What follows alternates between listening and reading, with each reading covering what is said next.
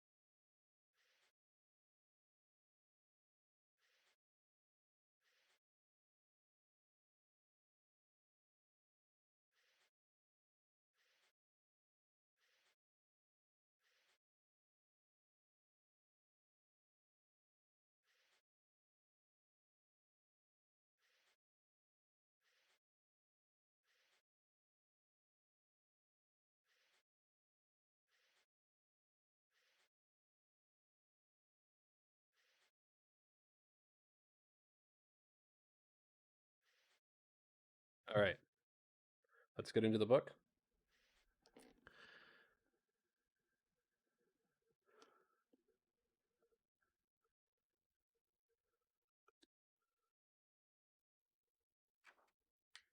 Oh, okay, one moment.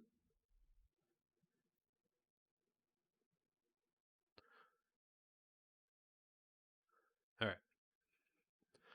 So, we should be reading the last section of this today. Testing. I did check about who was reading when we left off. However, because of a migraine, I was resting for a little bit. So I'm going to need to double check on that. I believe it was. Currently, we're reading as Van Helsing.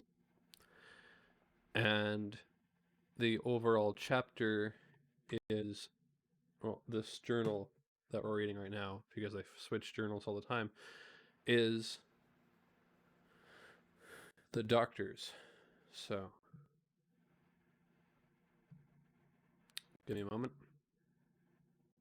to double check that I.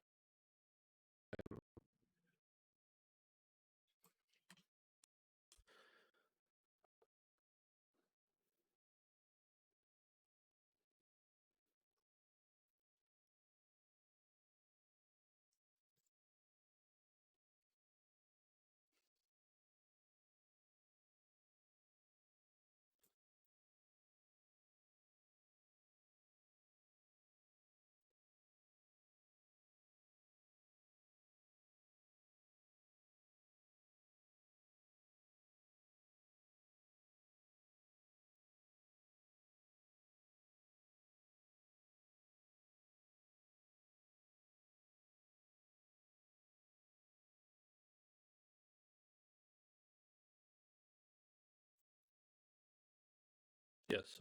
Okay. Now that I've got that in mind, let us begin.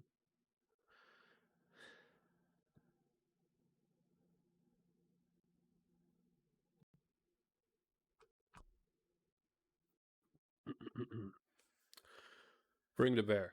And if we allow a whole day and night for any delays which may occur to us, then we have a margin of nearly 2 weeks. Thus, in order to be quite safe, we must leave here on 17th at latest, when we shall at any rate be in Varna, a day before the ship arrives, and able to make such preparations as may be necessary. Of course, we shall all go armed against evil things, spiritual as well as physical. Here, Quincy Morris added, I understand that the Count comes from a wolf country, and it may be that he shall get there before us. I propose that we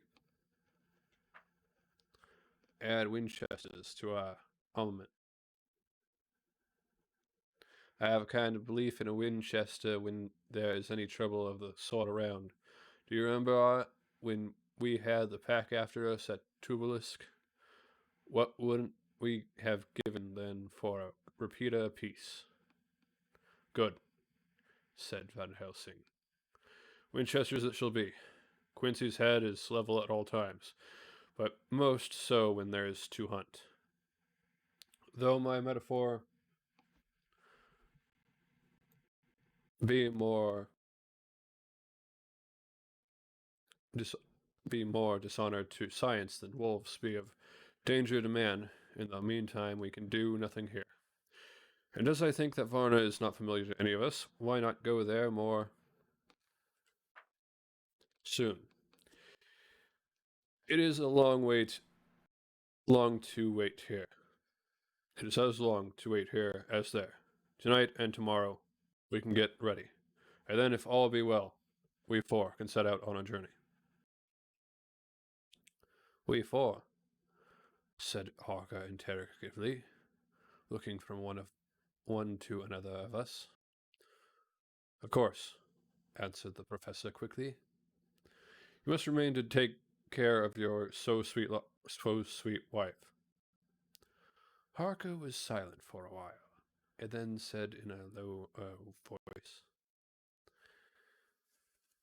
"Let us talk of that part in the morning. I want to consult with Mina." I thought that now was the time for Van Helsing to warn him not to disclose our plans to her, but he took no notice.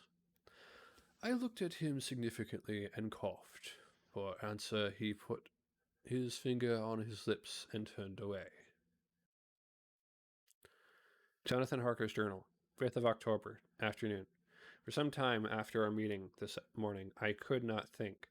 The new phases of things leave my mind in a state of wonder, which allows no room for active thought. Mina's determination not to take any part in the discussion set me thinking, and as I could not argue the matter with her, I could only guess. I am as far as ever from a solution now. The way that others received it, too, puzzled me. The last time we talked of the subject, we agreed that there was to be no more concealment of anything amongst us. Mina is sleeping now, calmly and sweetly like a little child. Her lips are curved, and her face beams with happiness. Thank God there are such moments still for her. Later. How strange it all is. I sat watching Mina's happy sleep, and came as near to being happy myself as I suppose I shall ever be. As the evening drew on, and the earth took its shadows from the sun sinking lower, the silence of the room grew more and more solemn to me. All at once, Meek opened her eyes, and looking at me tenderly, said, "Jonathan, I want you to promise me something on your word of honor. A promise made to me, but made holily, in God's hearing, and not be broken, though I should go down on my knees and implore you with bitter tears. Quick, you must make it to me at once." "Mina," I said, "a promise like that I cannot make at once. I may have no right to make it." "But, dear one," she said with such spiritual intensity that her eyes were like pole stars, "it is I who will it, and it is not for myself. You can ask Dr. Van Helsing if I am not right. If he disagrees, you may do as you will. Nay, more, if you all agree later, you are absolved from the promise."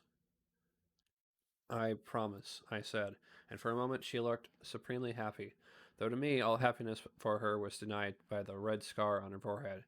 She said, "Promise me that you will not tell me anything of the plans formed for the campaign against the Count, not by word, or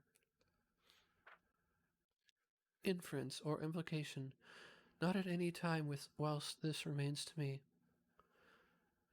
And she solemnly pointed to the scar. I saw that she was in earnest, and said solemnly, "I promise." And as I said it, I felt that from that instant a door had been shut between us. Later, midnight. Mina has been bright and cheerful all the evening, so much so that all the rest seemed to take courage, as if infected somewhat from her gaiety. As a result, even I myself felt as if the pall of gloom which weighs us down were somewhat lifted. We all retired early. Mina is now sleeping like a little child. It is a wonderful thing that her faculty of sleep remains to her in the midst of her terrible trouble. Thank God for it, for then at least she can forget her care. Perhaps her example may affect me as her gaiety did tonight. I shall try it. Oh, for a dreamless sleep. 6th of October, morning. Another surprise. Mina woke me early, about the same time as yesterday, and asked me to bring Dr. Van Helsing. I thought that it was another occasion of hypnotism, and without question went for the professor. He had evidently expected some such call, for I found him dressed in his room. His door was ajar, so that he could hear the opening of the door of our room. He came at once. As he passed into the room, he asked Mina if the others might come too. "No, no," she said quite simply. It will not be necessary. You can tell them just as well must go with you on your journey. Dr. Van Helsing was as startled as I was. After a moment's pause, he asked, "But why?" You must take me with you. I am safer with you, and you shall be safer too. "But why, dear Madam Mina? You know that your safety is our solemnest duty. We go into danger to which you are, or may be, more liable than any of us from circumstances, things that have been." He paused, embarrassed. As she replied, she raised her finger and pointed to her forehead. I know. That is why I must go. I can tell you now, whilst the sun is coming up, I may not be able again. I know that when the Count wills me, I must go. I know that if he tells me to come in secret, I must come by any device to hoodwink, even Jonathan. God saw the look that she turned on me as she spoke, and if there be indeed a recording angel, that look is noted to her everlasting honor. I could only clasp her hand. I could not speak. My emotion was too great for even the relief of tears. She went on. You men are brave and strong. You are strong in your numbers, for you can defy that which would break down the human endurance of one who had to God alone. Besides, I may be of service, since you can hypnotize me and so learn that which even I myself do not know. Dr. Van Helsing said very gravely, "Madam Mina, you are, as always, most wise.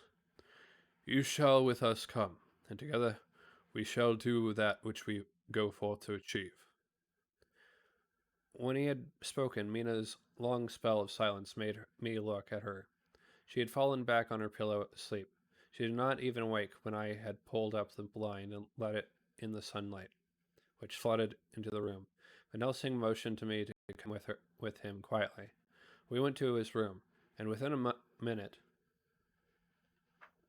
Lord Godalming, Dr. Seward, and Mr. Morris were there with us also.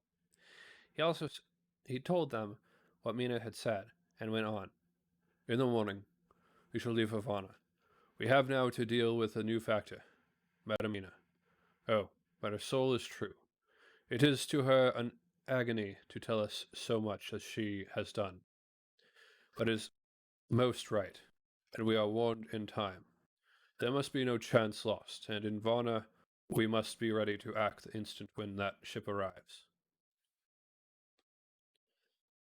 What shall we do exactly?" asked Mr. Morris laconically.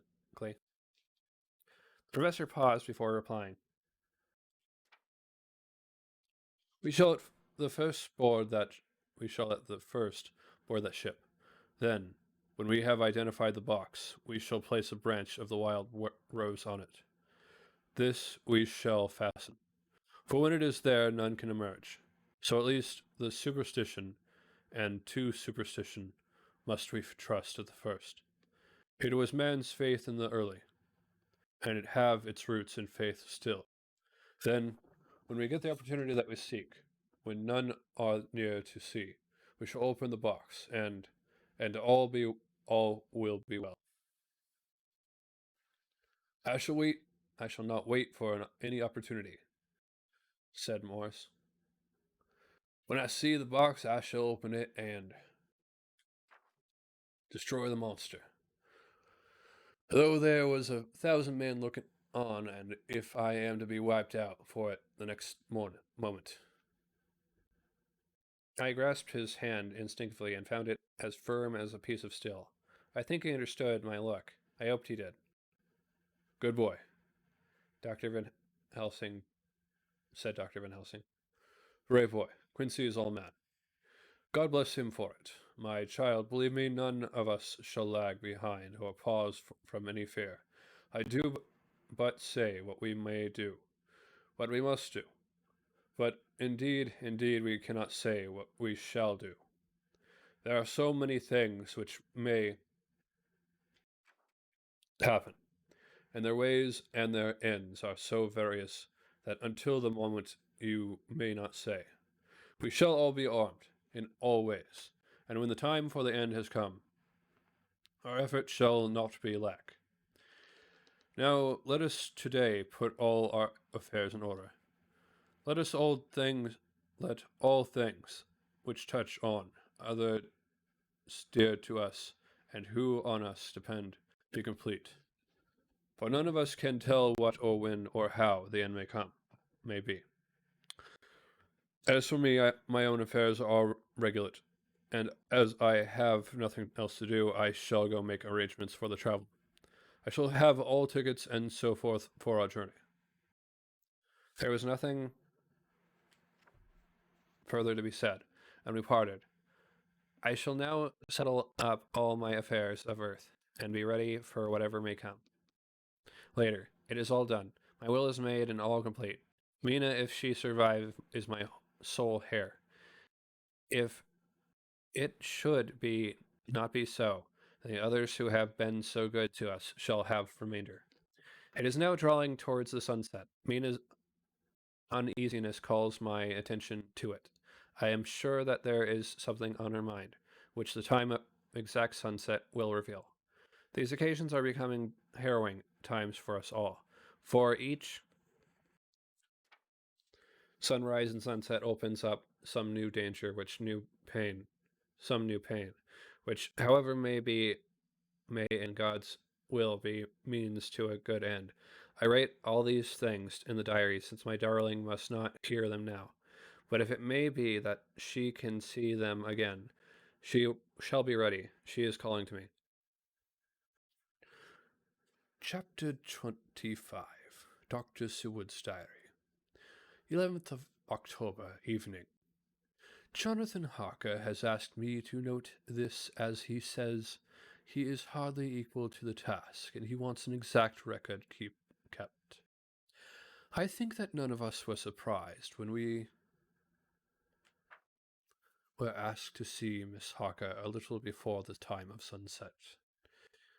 We have of late come to understand that sunrise and sunset are to her times of peculiar freedom, when her old self can be manifest without any controlling force, subduing or restraining her, or inciting her to action.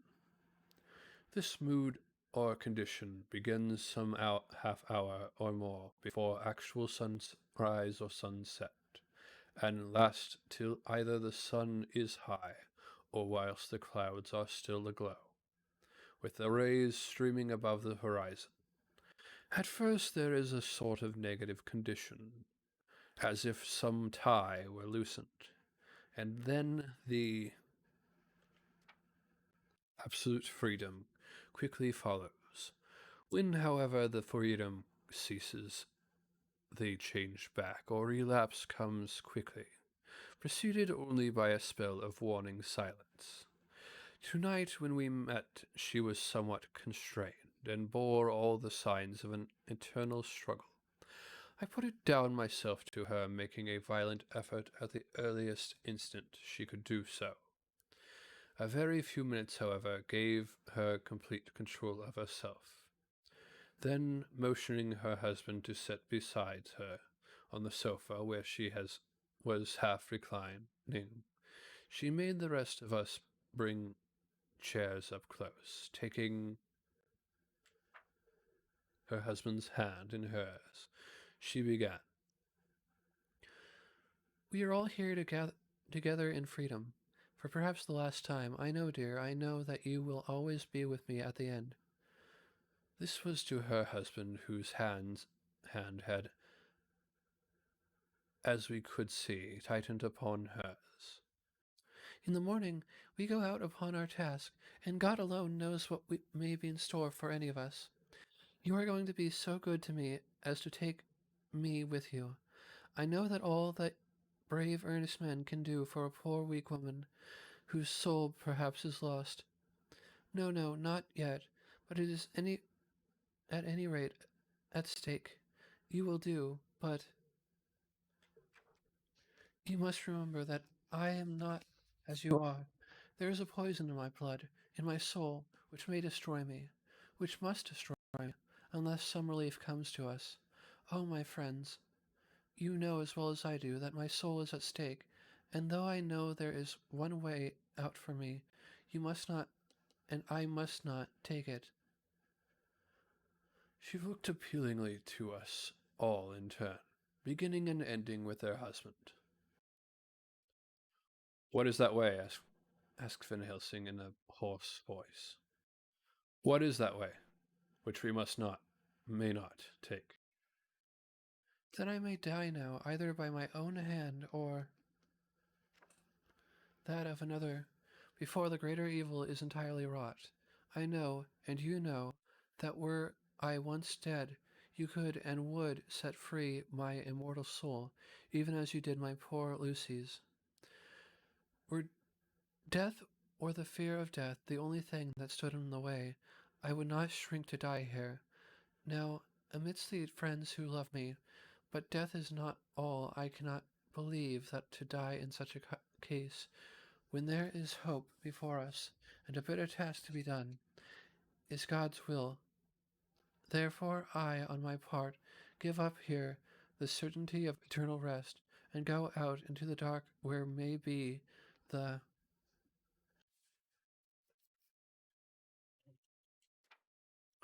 blackest things that the world or the nether world holds. We were all silent, for we knew instinctively that this was only a prelude. The faces of the others were set, and Harker's grew ashen grey. Perhaps he guessed better than any of us what was coming. She continued. This is what I can give into the hotch-pot. I could not but note the quaint legal phrase which she used in such a place, and with all seriousness. What will each of you give? Your lives? I know. Your lives I know. She went on quickly. That is easy for brave men. Your lives are God's, and you can give them back to him. But what will you give to me? She looked again questioningly, but this time avoided her husband's face. Quincy seemed to understand. He nodded, and her face lit up. Then I shall test you plainly what I want, for there must be no doubtful matter in this connection between us now. You must promise me one and all, even you, my beloved husband, that should the time come, you will kill me. What is that? What is that time? The voice of Quincy's. Voice was Quincy's, but it was slow and strained. When you shall be convinced that I am so changed that it is better that I die that I may live. When I am thus dead in the flesh, then you will, without a moment's delay, drive a stake through me and cut off my head, or do whatever else may be wanting to give me rest. Quincy was the first to rise after the pause. He knelt down before her and, taking her hand in his, said solemnly, I'm only a rough fellow who hasn't perhaps lived as a man should to win such a distinction. But I swear to you, by all that I hold sacred and dear, that should the time ever come, I shall not flinch from the duty that you have set us, and I promise you too, that I shall make all certain, for it I am only doubtful. I shall take it that the time has come. My true friend, Was all she could say amid her fast-falling tears, as bending over she kissed his hand. I swear the same, my dear Madamina, said Van Helsing. And I, said Lord Godalming, each of them in turn, kneeling to her to take the oath. I followed myself, then her husband turned to her Wanade, and with a greenish pallor which subdued the snowy whiteness of his hair, and asked, And must I too make such a promise, O my wife? you too, my dearest. she said with infinite yearning of pity in her voice and eyes. You must not shrink. You must. You are nearest and dearest, and all to me. Our souls are knit into one, and all life and all time. Think, dear, that there have been times when brave men have killed their wives and their womankind to keep them from falling into the hands of the enemy. Their hands did not falter any the more because those that they loved implored them to slay them. It is men's duty towards those whom they love in such times of sore trial. And, oh my dear, if it is to be that I must meet death at any hand, let it be at the hand of him that loves me best. Dr. Van Helsing, I have not forgotten your mercy in poor Lucy's case to him who loved. She stopped with a flying blush and changed her phrase. To him who had best right to give her peace, if that time shall come again, I look to you to make it a happy memory of my husband's life, that it was his loving hand which set me free from the awful thrall upon me. Again, I swear, came the professor's resonant voice. Miss Harker smiled, positively smiled, as with a sigh of relief. She leaned back and said, And now one word of warning, a warning which you must never forget. This time, if it ever come, may come quickly and unexpectedly, and in such case you must lose no time in using your opportunity. At such a time, I myself might be, nay, if the time ever comes, shall be, leagued with your enemy against you. One more request. She became very solemn as she said this. It is not vital and necessary like the other, but I want you to do one thing for me. If you will, if you will. We all acquiesced, but no one spoke. There was no need to speak. I want you to read the burial service. She was interrupted by a deep groan from her husband. Taking his hand in hers, she held it over her heart and continued, You must read it over me some day. Whatever may be the issue of all this fearful state of things, it will be a sweet thought to all, or some of us. You, my dearest, will, I hope, read it, for then it will be in your voice, in my memory, forever, come what may. But, oh, my dear one, he pleaded, death is afar off from you. Nay, she said, holding up a warning hand. I am deeper in death at this moment than if the weight of an earthly grave lay heavy upon me. Oh, my wife, must I read it? He said before he began. It would comfort me, my husband, was all she said, and he began to read when she had got the book ready. How could anyone tell of that strange scene, its solemnity, its gloom, its sadness, its horror, and with all its sweetness? Even a skeptic who can see nothing but a travesty of bitter truth in anything holy or emotional would have been melted to the heart had he seen the little group of loving and devoted friends kneeling round that stricken and sorrowful lady, or heard the tender passion of her husband's voice, as in tones so broken with emotion that often he had to pause. He read the simple and beautiful service from the burial of the dead. I cannot go on. Words and voice fail me. she was right in her instinct, strange as it all was, bizarre as it may hereafter seem, even to us who felt its potential influence at the time.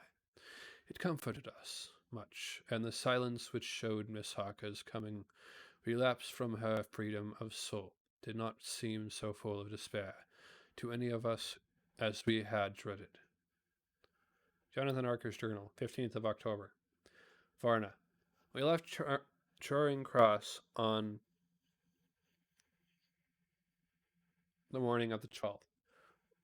Got to Paris the same night and took the places secured for us in the Orient Express. We traveled night and day, arriving here at about 5 o'clock. Lord Godalming went to the consulate to see if any telegram had arrived for him, whilst the rest of us came on to this hotel, the Odysseus. The journey may have had incidences. I was, however, too eager to get on to care for them. Until the Caesarean Catherine comes into port, there will be no interest for me in anything in the wide world. Thank God, Mina is well and looks to be getting stronger. Her color is coming back. She sleeps a great deal throughout the journey. She slept nearly all the time before sunrise and sunset. However, she is very wakeful and alert, and it has become a habit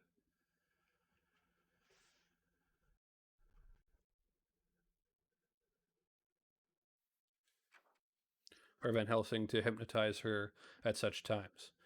At first, such some effort was needed, and he had to make many passes, but now she seems to yield at once, as if by habit, and scarcely any action is needed. He seems to have power at these particular moments to simply will and her thoughts obey him. He always asks her what she can see and hear. She answers to the first, Nothing. All is dark. and to the second, I can hear the waves lapping against the ship, and the water rushing by. Canvas and cordage strains and mast and yards creak. The wind is high. I can hear it in the shrouds, and the bow throws back the foam. it is evident that the Caesarean Catherine is still at sea, hastening on her way to Varna. Lord Godalming has just returned. He had 4 telegrams, one each day since we started, and all to the same effect, that the Caesarean Catherine had not been reported to Lloyd's from anywhere. He had arranged before leaving London that his agent should send him every day a telegram saying if the ship had been reported. He was to have a message even if she were not reported, so that he might be sure that there was a watch being kept at the other end of the wire. We had dinner, and tomorrow we had dinner and went to bed early. Tomorrow we are to see the vice consul and to arrange, if we can, about getting on board the ship. As soon as she arrives, Van Helsing says that our chance will be to get on the boat between sunrise and sunset. The Count, even if he takes the form of a bat, cannot cross the running water of his own volition, and so cannot leave the ship, as he dare not change to man's form without suspicion, which he evidently wishes to avoid. He must remain in the box. If then we can come on board after sunrise, he is at our mercy, for we can open the box and make sure of him, as we did of poor Lucy, before he awakes. What mercy he shall get from us will not count for much. We think that we shall not have much trouble with the officials or the seamen. Thank God this is the country where bribery can do anything, and we are well supplied with money. We have only to make sure that the ship cannot come into port without sunset and sunrise without our being warned, and we shall be safe. Judge Moneybag will settle this case, I think. 16th of October. Mina's report still the same lapping waves and rushing waters. Darkness and favoring winds. We are evidently in good time, and when we hear of the Caesarean Catherine, we shall be ready, as she must pass the Darnelles. We are sure to have some report. 17th of October. Everything is pretty well fixed now. I think to welcome the Count on his return from his tour. Godalming told the shippers that he fancied that the box sent aboard might contain something stolen from a friend of his, and got a half consent that he might open it at his own risk. The owner gave him a paper telling the captain to give him every facility in doing whatever he chose on board the ship, and also similar authorization to his agent at Varna. We have seen the agent who was much impressed with Godalming's kindly manner to him, and we are all satisfied that whatever he can do to aid our wishes will be done. We have already arranged that what to do in case we get the box open. If the Count is there, Van Helsing and Seward will cut off his head at once and drive a stake through his heart. Morris and Godalming and I shall prevent interference, even if we have to use the arms which we shall have ready. The professor says that if we can so treat the Count's body, it will soon after fall into dust. In such case, there would be no evidence against us, in case any suspicion of murder were aroused. But even if it were not, we should stand or fall by our act, and perhaps some day this very script may be evidence to come between some of us and a rope. For myself, I shall take the chance only too thankfully. If it were to come, we mean to leave no stone unturned. To carry out our intent, we have arranged with certain officials that the instant the Caesarean Catherine is seen, we are to be informed by a special messenger. 24th of October. A whole week of waiting daily telegrams to Godalming. Not only the same story. Not yet reported. Mina's morning and evening hypnotic answer is unvaried. Lapping waves, rushing water, and creaking masts.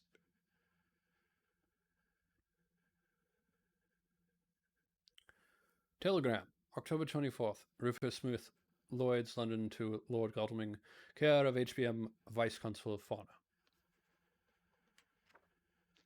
Caesarean Catherine reported this morning from Dodelites. Dr. Seward's diary, 25th of October. How I miss my phonograph. To write diary with a pen is irksome to me. But Van Helsing says I must. We were all wild with excitement yesterday, when Godalming got his telegram from Lloyd's. I know now what men feel in battle. When the call to action is heard, Miss Harker alone of our party did not show any sign of emotion.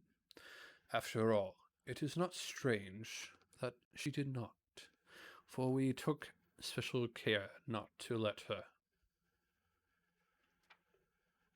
know anything about it, and we all tried not to show any excitement when we were in her presence.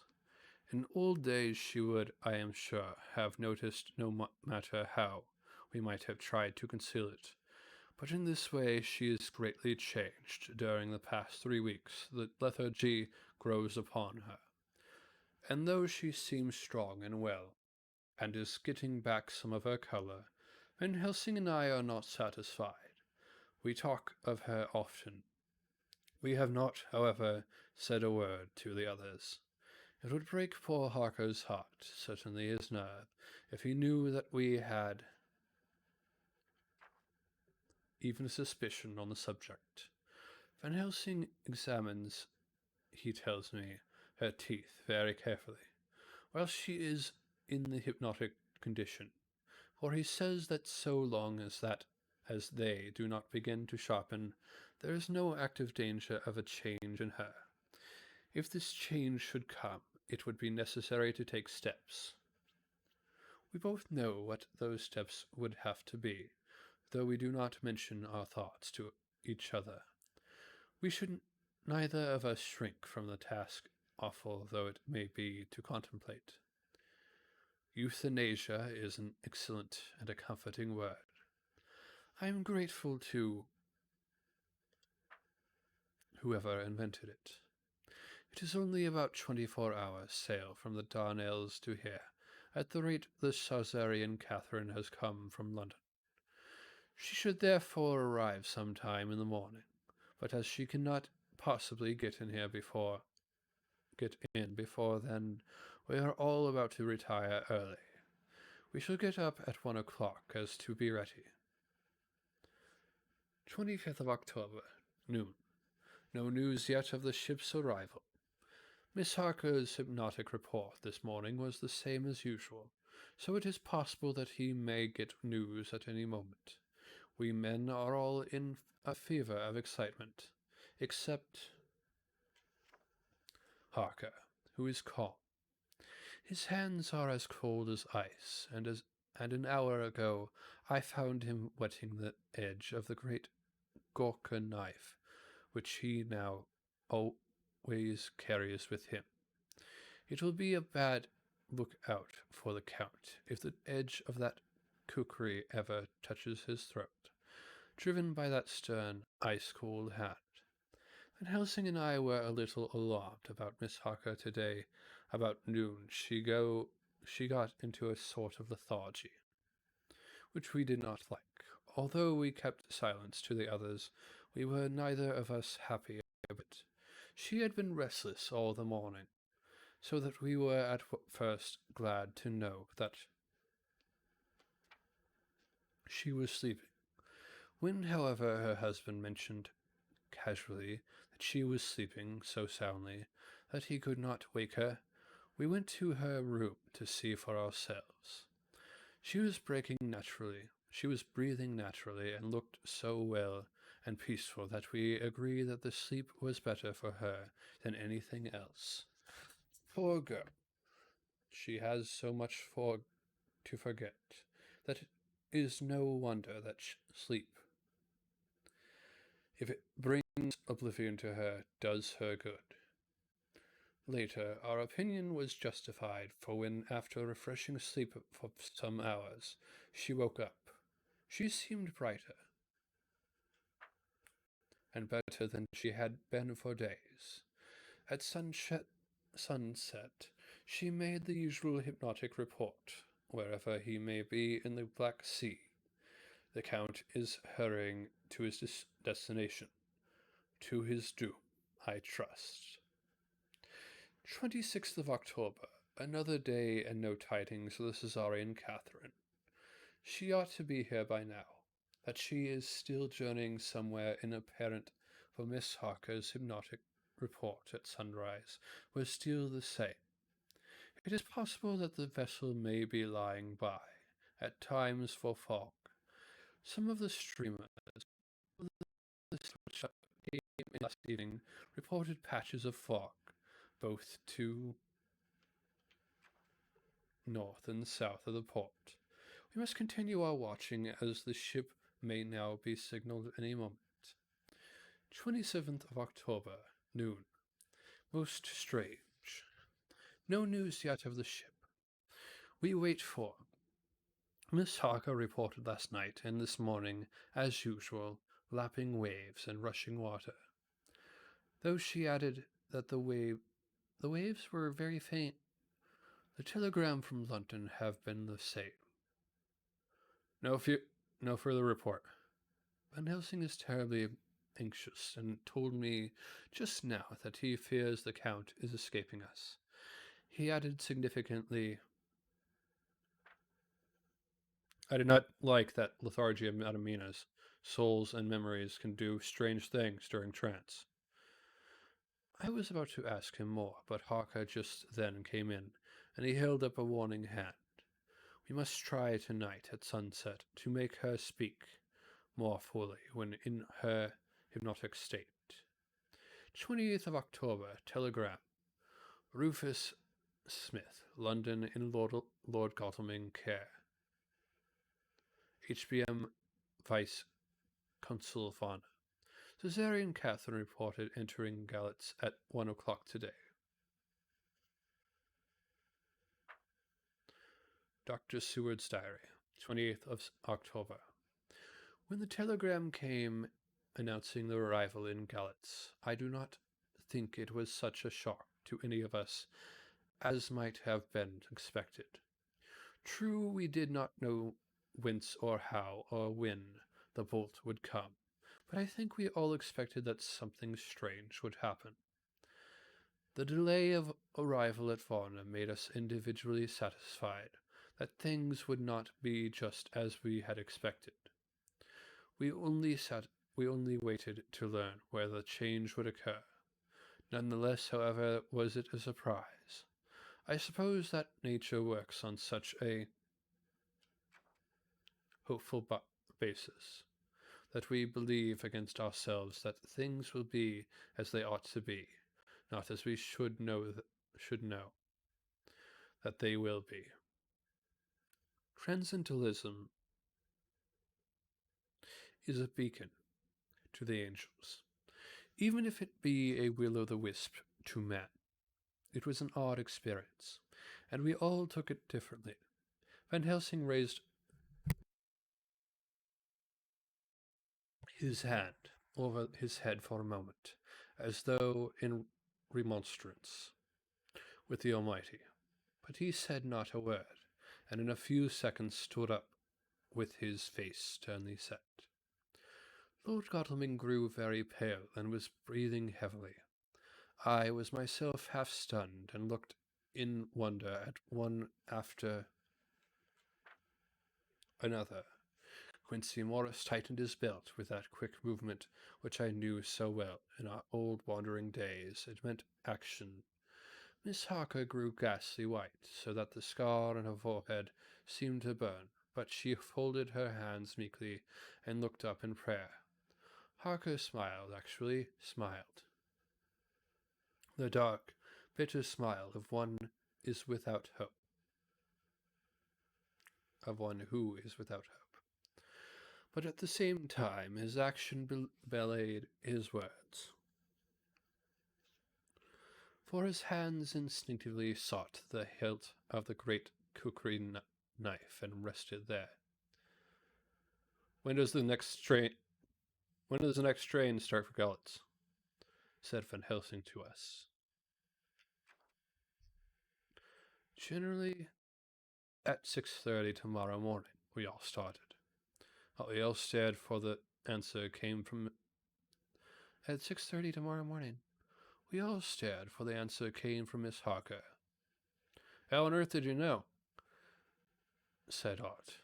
You forget, or perhaps you do not know, though Jonathan does, and so does Dr. Van Helsing, that I am the train friend. At home in Exeter, I always used to make up the times tables so as to be helpful to my husband.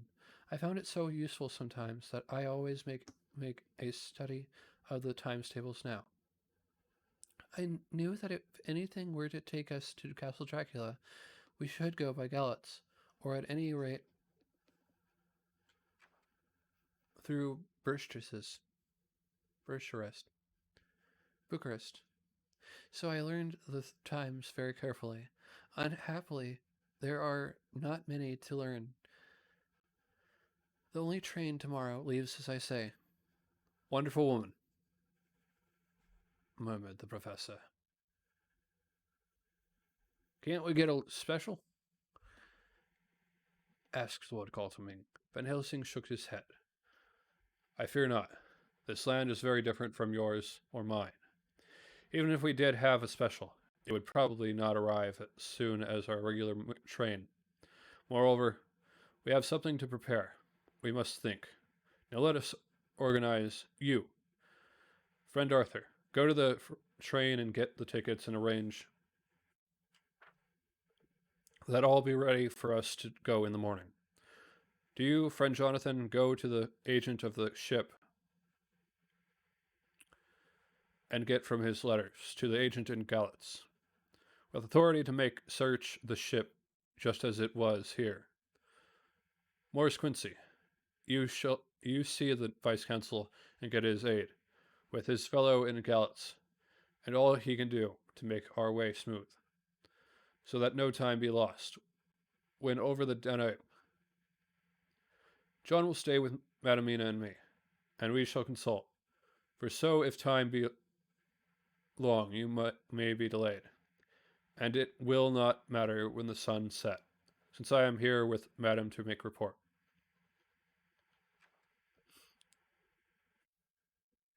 And I, said Miss Harker. And I, said Miss Harker brightly, and more like her old self than she had been for many a long day. She'll try to be of use in all ways, and shall think and write for you as I used to do. Something is shirting from me in some strange way, and I feel freer than I have been of late.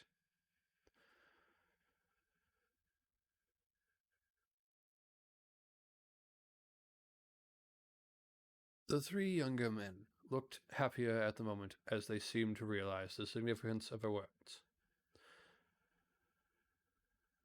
Shall try to be of use in all ways, and shall think and write for you as I used to do. Something is shirting from me in some strange way, and I feel freer than I have been of late. The three younger men looked happier at the moment as they seemed to realize the significance of her words. But Van Helsing and I, turning to each other, met each a grave and troubled glance. We said nothing at the time. However, when the three men had gone out to their task, Van Helsing asked Miss Harker to look up the copy of the diaries and find him the part of Harker's journal at the castle. She went away to get it. When the door was shut upon her, he said to me, "We mean the same. Speak out. There is some change. There is some change, and it is a hope that makes me sick, for it may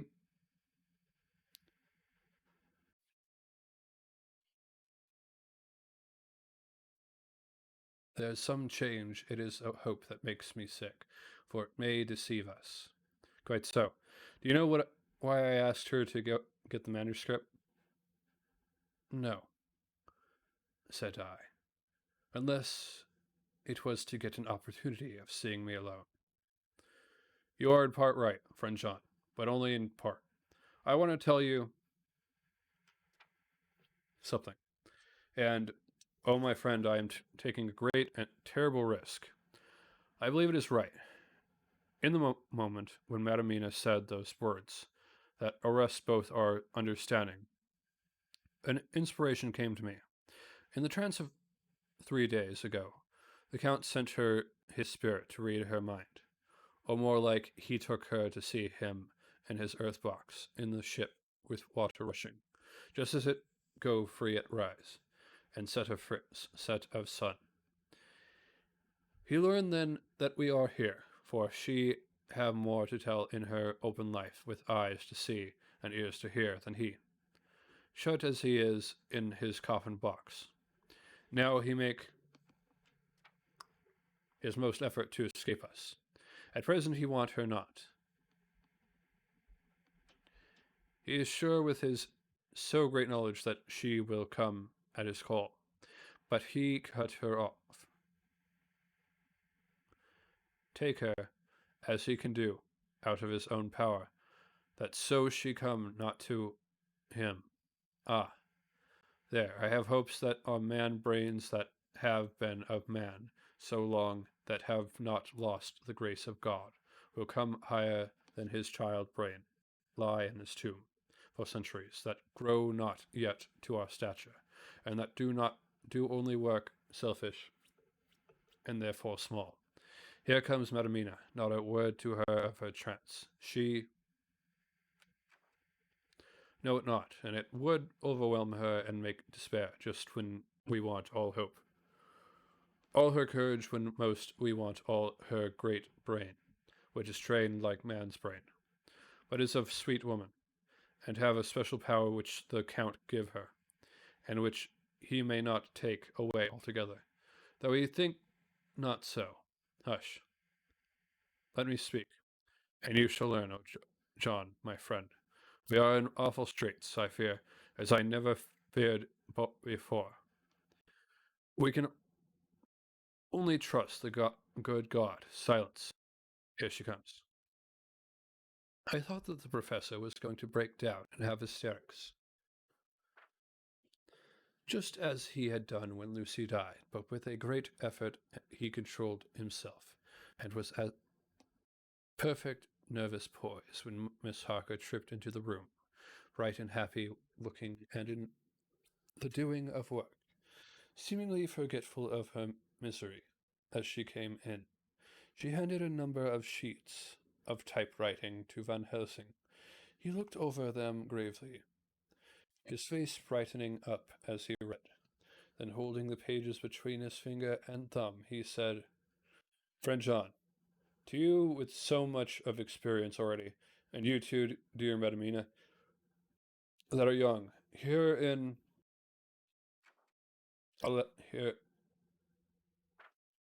here is a lesson. Do not fear ever to think. A half thought has been buzzing often in my brain, but I fear to let him loose his wings.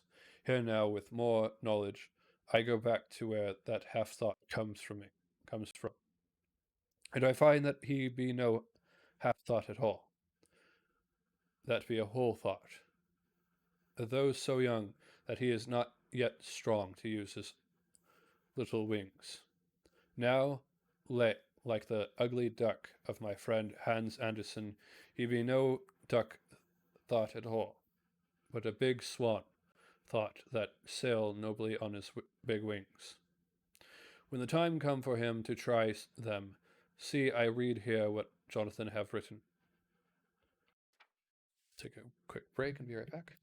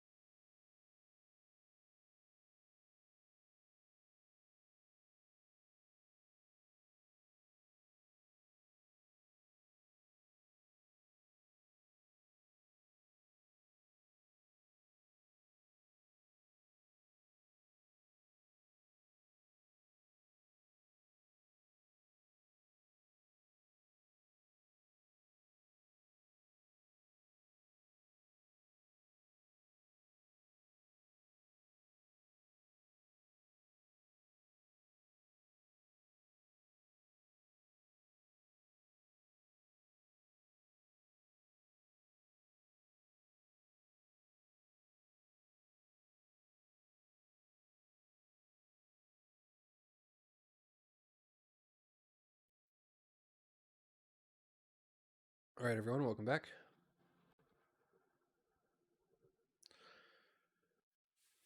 That other of his that other of his race who in a later age again and again brought his forces into the great river into Turkey land, who when he was beaten back came again and again and again, though he had to come alone from the bloody field where his troops were being slaughtered, since he knew that he alone could ultimately triumph.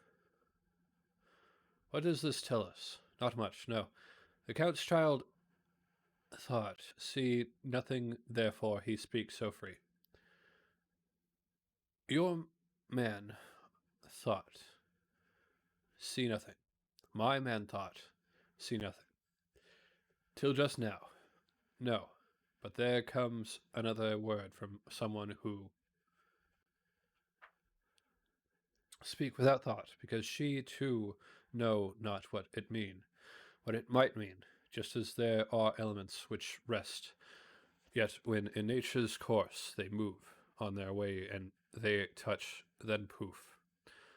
And there comes a flash of light, heaven wide, that blind and kill and destroy some, but that show up all earth below for leagues and leagues. It is not so. Well, I shall explain. To begin, have you ever studied the philosophy of crime? Yes and no. You, John, yes? Or it is the study of insanity. You, no, Madam Mina. For crime touch you but not but once. Still, your mind works true, and argues not a particular ad universal. There is this particularity in criminals. It is so constant in all countries and at all times that even police who know not much from philosophy come to know it empirically. That it is that is to be empiric. The criminal always work at one crime. That is the true criminal, who seems predestinate to crime, and who will of none other. This criminal has not full man brain. He is clever and cunning and resourceful, but he not be of man stature. As to brain, he be of child brain in much. He is not a smooth criminal. Now this criminal of ours is predestinate to crime also. He too have child brain, and it is of the child to do what he have done. The little bird, the little fish, the little animal, learn not by principle, but empirically. And when he learn to do, then there is to him the ground to start from, to do more. Das po sto, said Archimedes.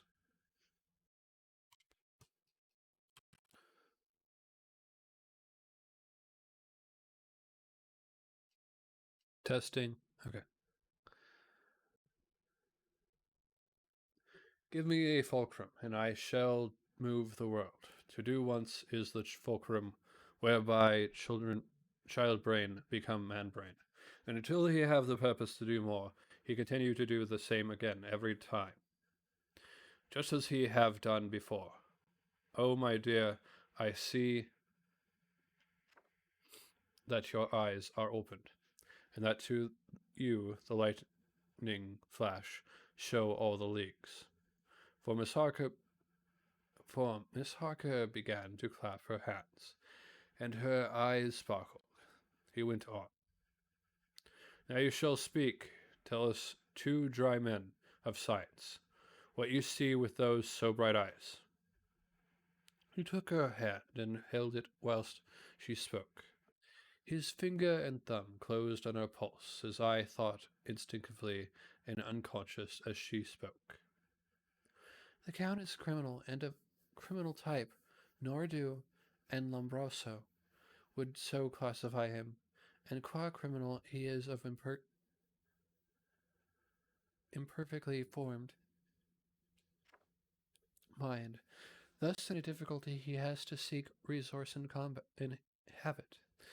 His past is a clue, and the one page of it that we know, and that from his own lips tells that once before, when in what Mr. Morris would call a tight place, he went back to his own country from the land he had tried to invade, and thence, without losing purpose, prepared himself for a new effort. He came again, better equipped for his work, and won. So he came to London to invade a new land. He was beaten, and when all hope of success was lost, and his existence in danger, he fled back over the sea to his home, just as formerly he had fled back over the Danube from Turkey land. Good, good. Oh, you so clever lady, said Van Helsing enthusiastically, as he stood and kissed her hand. A moment later he said to me, as calmly as though we had been having a sick room consultation, 72. Only. And in all this excitement I have hope. Turning to her again, he said with keen expectation, But go on, go on. There is more to tell if you will. Be not afraid. John and I know. I do in any case, and shall tell you if you are right. Speak without fear. I will try to, but you will forgive me if I seem egotistical. Nay, fear not. You must be egotist, for it is of you that we think. Then, as he is criminal, he is selfish, and as his intellect is small and his action is based on selfishness, he confines himself to one purpose. That purpose is remorseless, as he fled back over the Danube, leaving his forces to be cut to pieces. So now he is intent on being safe, careless of all, so his own selfishness frees my soul somewhat from the terrible power which he acquired over me on that dreadful night. I felt it. Oh, I felt it. Thank God for his great mercy. My soul is freer than it has been since that awful hour, and all that haunts me is a fear lest, in some trance or dream, he may have used my knowledge for his ends. The professor stood up. He has so used your mind, and by it he has left us here in Varna. Whilst that ship that carried him rushed through enveloping fog all up to Galatz, where doubtless he had made preparation for escaping from us, but his child mind only saw so far, and it may be that as it has ever in God's providence, the very thing that the evildoer most reckoned on his own selfish good turns out to be his chiefest harm. The hunter is taken in his own snare, as the great psalmist says. For now that he think he is free from every trace of us all, and that he has escaped us with so many hours to him, then his selfish child brain will whisper him to sleep. He think, too, that as he cut himself off from knowing your mind, there can be no knowledge of him to you. There is where he failed. There is where he failed. That terrible baptism of blood which he gives you makes you free to go to him in spirit, as you have as yet done in your times of freedom, when the sun rise and set. At such times you go by volition, and not by his, and this power to good of you and others, you have won from your suffering at his hands. This is now all more precious that he know it not, and to God himself have even cut himself off from his knowledge of our where. We, however, are not selfish, and we believe that God is with us. Through all this blackness and these many dark hours, we shall follow him, and we shall not flinch, even if we peril ourselves that we become like him. Friend John, this has been a great hour, and it have done much to advance us on our way. You must be scribe and write him all down, so that when the others return from their work, you can give it to them. Then they shall know, as we do. And so I have written it, whilst we wait their return. And Miss Harker has written with her typewriter, all since she brought the MS to us. Chapter 26. Dr. Seward's Diary. 29th of October. This is written in the train from Varna to Galatz. Last night we all assembled a little before the time of sunset. Each of us had done his work as well as he could, so far as thought and endeavour and opportunity go. We are prepared for the whole of our journey, and for our work when we get to Galatz. When the usual time come round, Miss Harker prepared herself for her hypnotic effort, and after a longer and more serious effort on the part of Van Helsing than has been necessary, she sank into the trance. Usually she speaks on a hint, but this time for the professor had to ask her questions, and to ask them pretty resolutely, before we could learn anything. At last her answer came. I can see nothing. We are still. There are no waves lapping, but only a steady swirl of water, softly running against the hawser. I can hear men's voices calling, near and far, and the roll and creak of oars in the rowlocks. A gun is fired somewhere. The echo of it seems far away. There is trampling of feet overhead, and ropes and chains are dragged along. What is this? There is a gleam of light. I can feel the air blowing upon me. Here she stopped. She had risen, as if impulsively from where she lay on the sofa, and raised both her hands, palms upward, as if lifting a weight. Van Helsing and I looked at each other with understanding. Quincy raised his eyebrows slightly and looked at her intently, whilst Harker's hand instinctively closed around the hilt of his kukri. There was a long pause. We all knew that the time when she could speak was passing, but we felt that it was useless to say anything. Suddenly she sat up, and as she opened her eyes, said sweetly, "Would none of you like a cup of tea? You must all be so tired." We could only make her happy, and so acquiesced.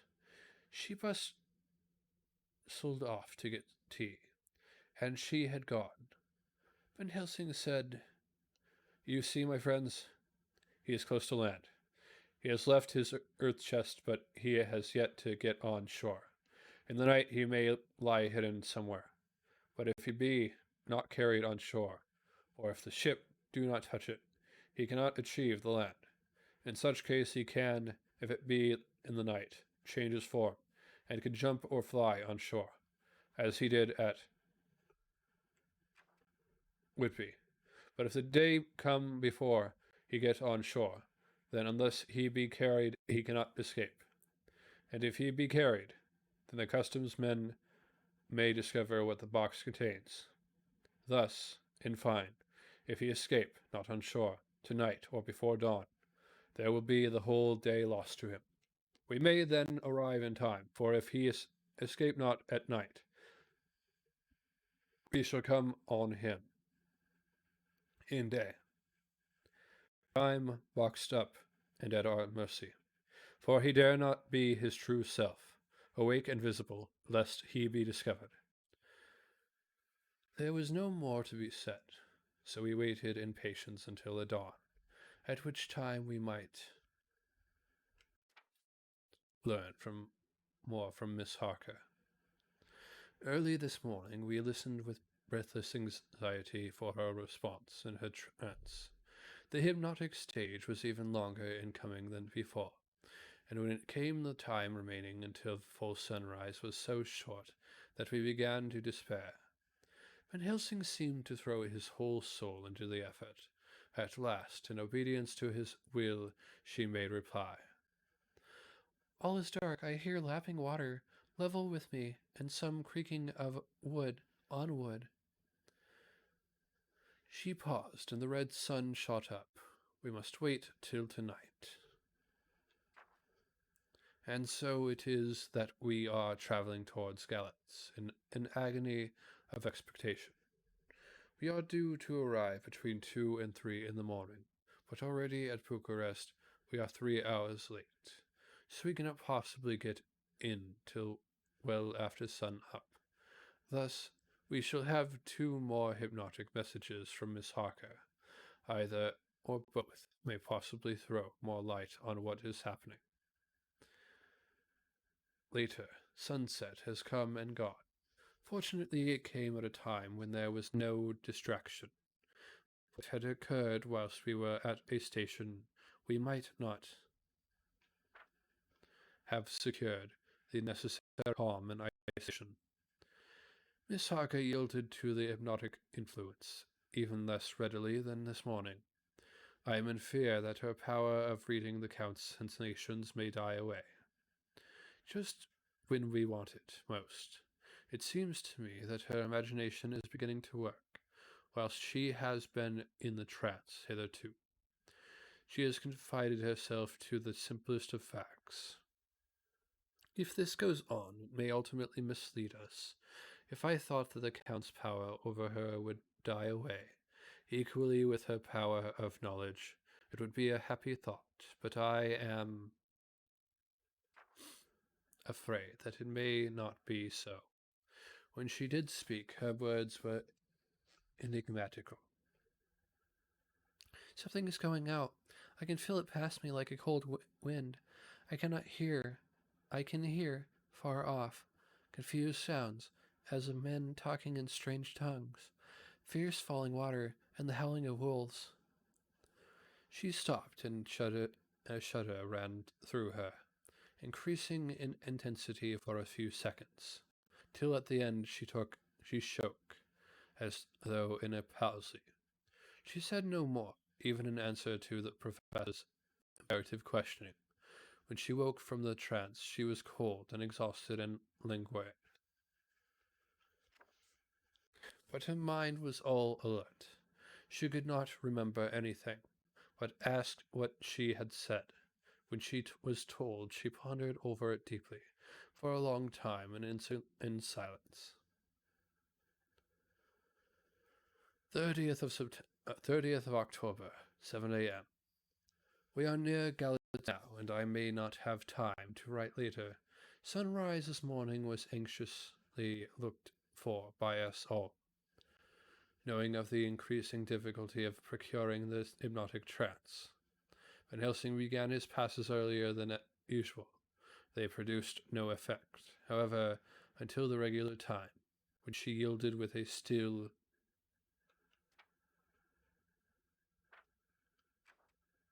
greater difficulty only a minute before the sun rose.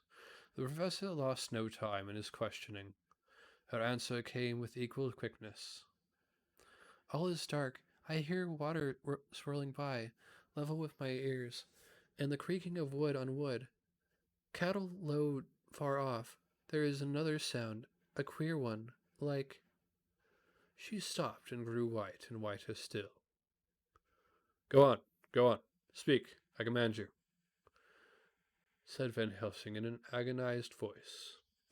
At the same time there was despair in his eyes, for the risen sun was reddening even Miss Harker's pale face. She opened her eyes, and we all started as she said, sweetly and seemingly with the utmost unconcern, "Oh, Professor, why ask me to do what you know I can't? I don't remember anything." Then, seeing the look of amazement on our faces, she said, turning from one to the other with a troubled look, "What have I said? What have I done? I know nothing. Only that I was lying here half asleep, and heard you say, 'Go on, speak, I command you.' It seemed so funny to hear you order me about as if I were a bad child." Oh, Madamina, he said sadly, it is proof, if proof be needed, of how I love and honor you. When a word of your good spoken more earnest than ever can seem so strange, because it is to order her whom I am proud to obey. The whistles are sounding. We are nearing Galetz. We are on fire with anxiety and eagerness. Mina Harker's Journal, 30th of October. Mr. Morris took me to the hotel where our rooms had been ordered by telegraph. He being the one who could best be spared, since he does not speak any foreign language. The forces were disturbed much as they had been at Varna, except that Lord Godalming went to the Vice Council, as his rank might serve as an immediate guarantee of some sort to the official. We being in extreme hurry, Jonathan and the two doctors went to the shipping agent to learn particulars of the arrival of the Caesarean Catherine. Later, Lord Godalming has returned. The council is away and the vice consul sick, so the routine work has been attended to by a clerk. He was very obliging and offered to do anything in his power. Jonathan Harker's Journal, 30th October. At 9 o'clock, Dr. Van Helsing, Dr. Seward, and I called on Messrs. Mackenzie and Stikenoff, the agents of the London firm of Hapgood.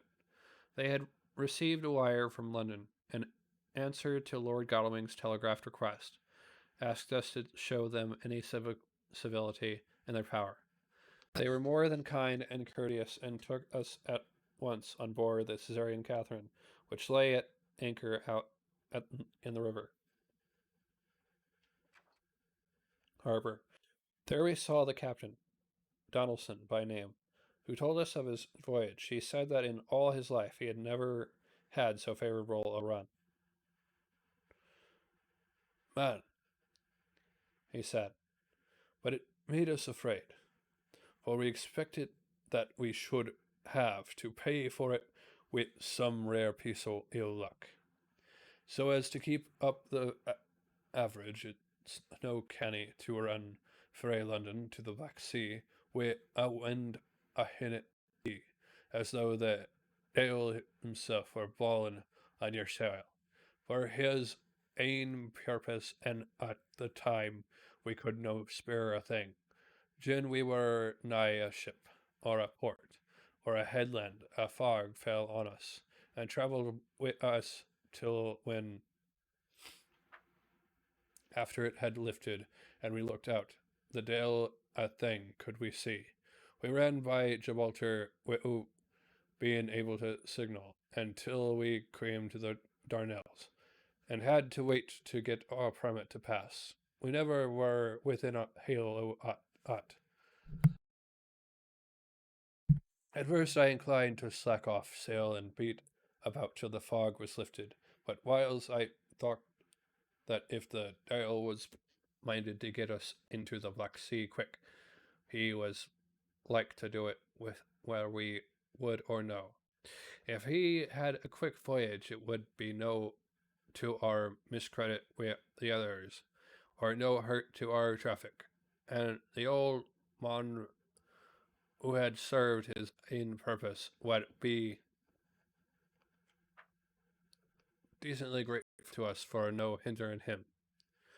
This mixture of simplicity and cunning, of superstition and commercial reasoning, aroused Van Helsing, who said, "My friend, that devil is more clever than he is thought by some, and he know when he meet his match." The skipper was not displeased with the compliment, and went on. When we got past the Bosphorus, the men began to gruesome. Some of them, the Romanians, come and asked me to heave overboard a big box which had been put on board by a queer-looking old man. Just before he had started frae London, I had seen them spear at the fellow, and put out their twa fingers when they saw him, to guard against the evil eye man. But the superstition of foreigners is perfectly ridiculous. I sent them about with their business pretty quick, But as just after a fog closed in on us, I felt a wee bit as they did, and meant something, though I wouldn't say it, was again the big box. Well, on we went, and as the fog didn't let up for 5 days, I just let the wind carry us. For if the devil wanted to get somewhere, well, he wouldn't fetch it up a reed. And if he didn't, well, we'd keep a sharp lookout anyhow. Sure enough, we had a fair way in deep water all the time, and 2 days ago, when the morning sun came through the fog, we found ourselves just in the river opposite Gallants, and Armenians were wild, and wanted me right wrong to take out the box and fling it in the river. I had to argue with 'em about it while I hand spike, and when the last of them rose off the deck, with his head in his hand, I had convinced them that evil eye or no evil eye, the property and the trust of my owners were better in my hands than in the river Dunab. They had indeed taken the box on the deck, ready to fling it, and as it was marked Gallets v. Verna, I thought I'd let it lie till we discharged it in the port, and get rid on't altogether. We didn't do much clear in that day, and had to remain the next at anchor. But in the morning, braw and early, an hour before sunup, a man came aboard with an order written to him from England to receive a box marked for one Count Dracula. Sure enough, the matter was one ready to his hand. He had his papers a read, and glad I was to be rid of the damn thing, for I was beginning myself to feel uneasy at it. If the Dale did have any luggage aboard the ship, I'm thinking it was nane either than that same. What was the name of the man who took? What was the name of the man who took it? Asked Dr. Van Helsing with restrained eagerness. I'll be telling you quick, he answered, and stepping down to his cabin, produced a receipt signed Emmanuel Hildesheim. Bargendras 16 was the address. We found out that this was all the captain knew, so with thanks we came away. We found Hildesheim in his office, a Hebrew of rather the Adelphi theatre type, with a nose like a sheep and a fez. His arguments were pointed with specie we doing the punctuation with specie. We doing the punctuation, and with a little bargaining, he told us what he knew. This turned out to be simple but important. He had received a letter from Mr. Deville of London, telling him to receive it possible before sunrise, so as to avoid customs.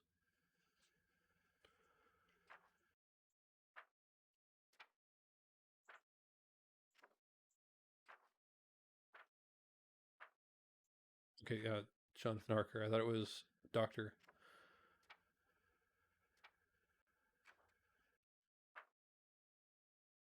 A box which would arrive at Galatz in the Caesarean Catherine. This he was to give in charge to a certain Petrov Skinsy, who dealt with the Slovaks who traded down the river to the port.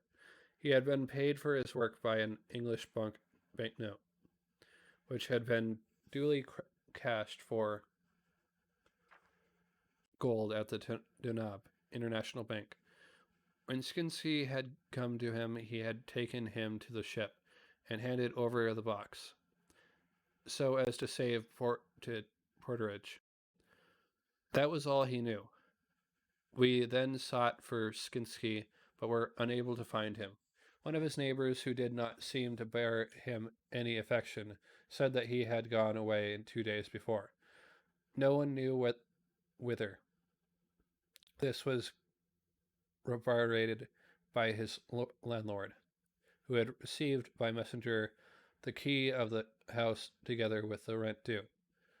In English money, this had been between 10 and 11 o'clock last night. We were at a standstill again. Whilst we were talking, one came running and breathlessly gasped out the body of Skinsky had been found inside the wall of the churchyard of St. Peter, and that the throat had been torn open as if by some wild animal. Those we had been speaking with ran off to see the horror. The women cried out, "This is the work of a Slovak!" We hurried away lest we should have been in some way drawn into the affair and so detained. As we came home, we could arrive at no definite conclusion. We were all convinced that the box was on its way by water to somewhere, but somewhere that might be we would have to discover. With heavy hearts, we came home to the hotel to Mina. When we met together, the first thing was to consult as to taking Mina again into our confidence. Things are getting desperate, and it is at least a chance, though a hazardous one. As a preliminary step, I was released from my promise to her. Miss Mina Harker's journal, 30th October, evening. They were so tired and worn out and dispirited that there was nothing to be done till they had some rest. So I asked them all to lie down for half an hour, whilst I should enter everything up to the moment.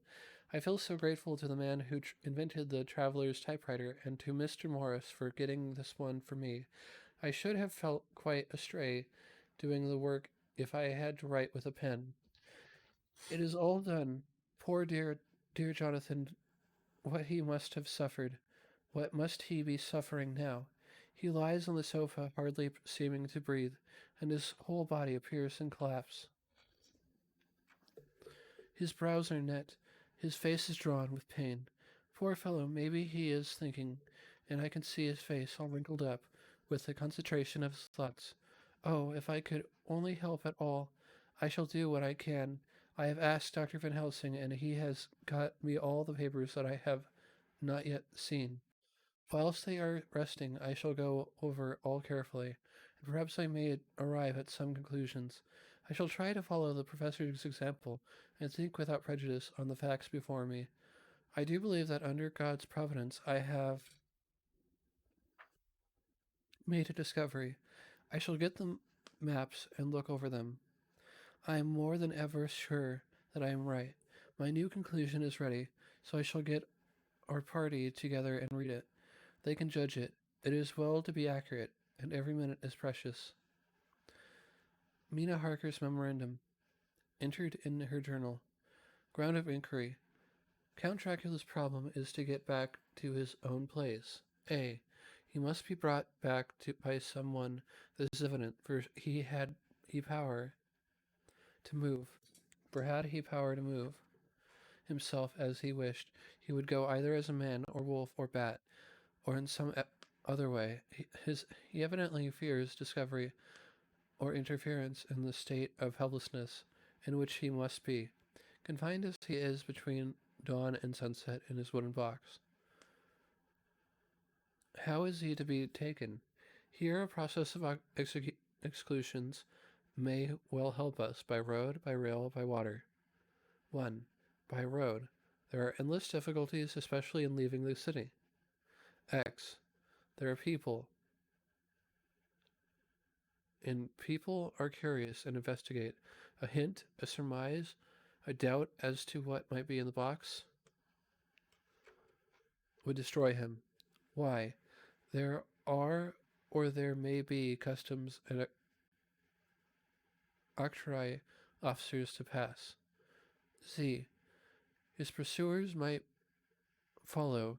This is his highest fear, and in order to prevent his being betrayed, he has repelled, so far as he can, even his victim, me, by rail. There is no one in charge of the box. It would have to take its chance of being delayed, and delay would be fatal, with enemies on the track. True, he might escape at night, but what would he be if left in a strange place with no refuge that he could fly to? This is not what he intends, and he does not mean to risk it. 3. By water. Here's the safest way in one respect, but with most danger in another. On the water, he is powerless, except at night, even though he can only summon fog and storms, and snow and his wolves. But were he wrecked, the living water would engulf him, helpless, and he would indeed be lost. He could have the vessel drive to land, but if it were unfriendly land, wherein he was not free to move, his position would still be desperate. We know from the record that he was on the water, so what we have to do is to ascertain what water. The first thing is to realize exactly what he has done as yet. We may then get a light on what his later task is to be. Firstly, we must differentiate between what he did in London as part of his general plan of action.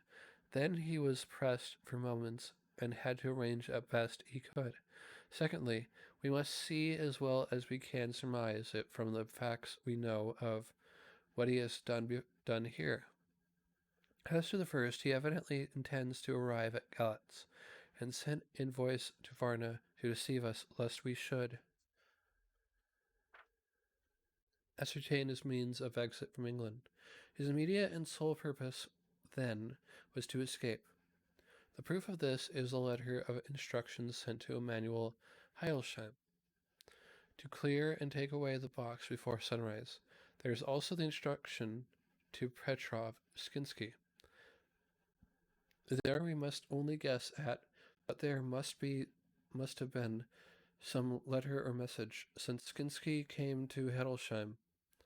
That so far his plan were successful, we know the Caesarean Catherine made a phenomenally quick journey, so much so that Captain Donelson's suspicion were aroused, but his superstition, united with his canniness, played the Count's game for him, and he ran with his favoring wind through fogs, and all till he brought up blindfold at Galatz. That the Count's arrangements were well made has been provided. Heidelsheim cleared the box, took it off, and gave it to Skinsky. Skinsky took it, and here we lose the trail. We only know that the box is somewhere on the water, moving along. The customs and the octroi, if there be any, have been avoided. Now we come to what the Count must have done after his arrival on land at Galatz. The box was given to Skinsky before sunrise. At sunrise, the Count could appear in his own form. Here we ask why Skinsky was chosen at all to aid in the work. In my husband's diary, Skinsky is mentioned as dealing with the Slovaks who trade down the river to the port, and the man's remark that the murder was the work of a Slovak showed the general feeling against his class. The Count wanted isolation. My surmise is this: that in London, the Count decided to get back to his castle by water as the most safe and secret way. He was brought from the castle by Skinsky, Cincinnati, and probably they delivered their cargo to Slovaks, who took the boxes to Varna, for there they were shipped for London. Thus the Count had knowledge of the persons who could arrange the service. When the box was on land before sunrise or after sunset, He came out from his box, met Skinsky, and instructed him what to do as to arranging the carriage of the box up some river. When this was done, and he knew that all was in train, he blotted out his traces. As he thought, by murdering his agent, I have examined the map and find that the river most suitable for the Slovaks to have ascended in either the Pruth or the Surat. I read in the transcript that in my trance I heard cows low and water swirling level, with my ears and the creaking of wood. The Count in his box, then, was on a river, in an open boat, propelled probably either by oars or poles, for the banks are near and it is working against stream. There would be no such sound if floating downstream. Of course, it may not be either the Surat or the Pruth, but we may possibly investigate further. Now of these two, the Pruth is the more easily navigated, but the Surat is Fundu, joined by the Bitsra, which runs up round the Borgo Pass. The loop it makes is manifestly as close to Dracula's castle as can be got by water. One moment, be right back.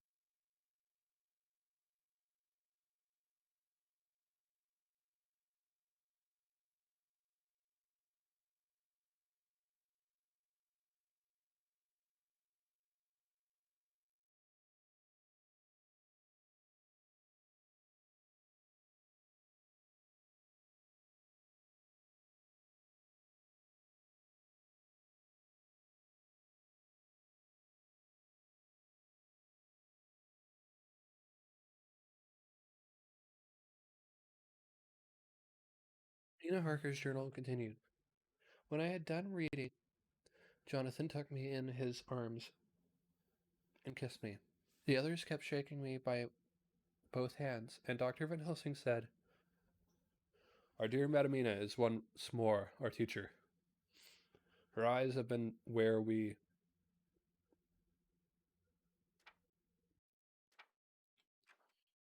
were blinded.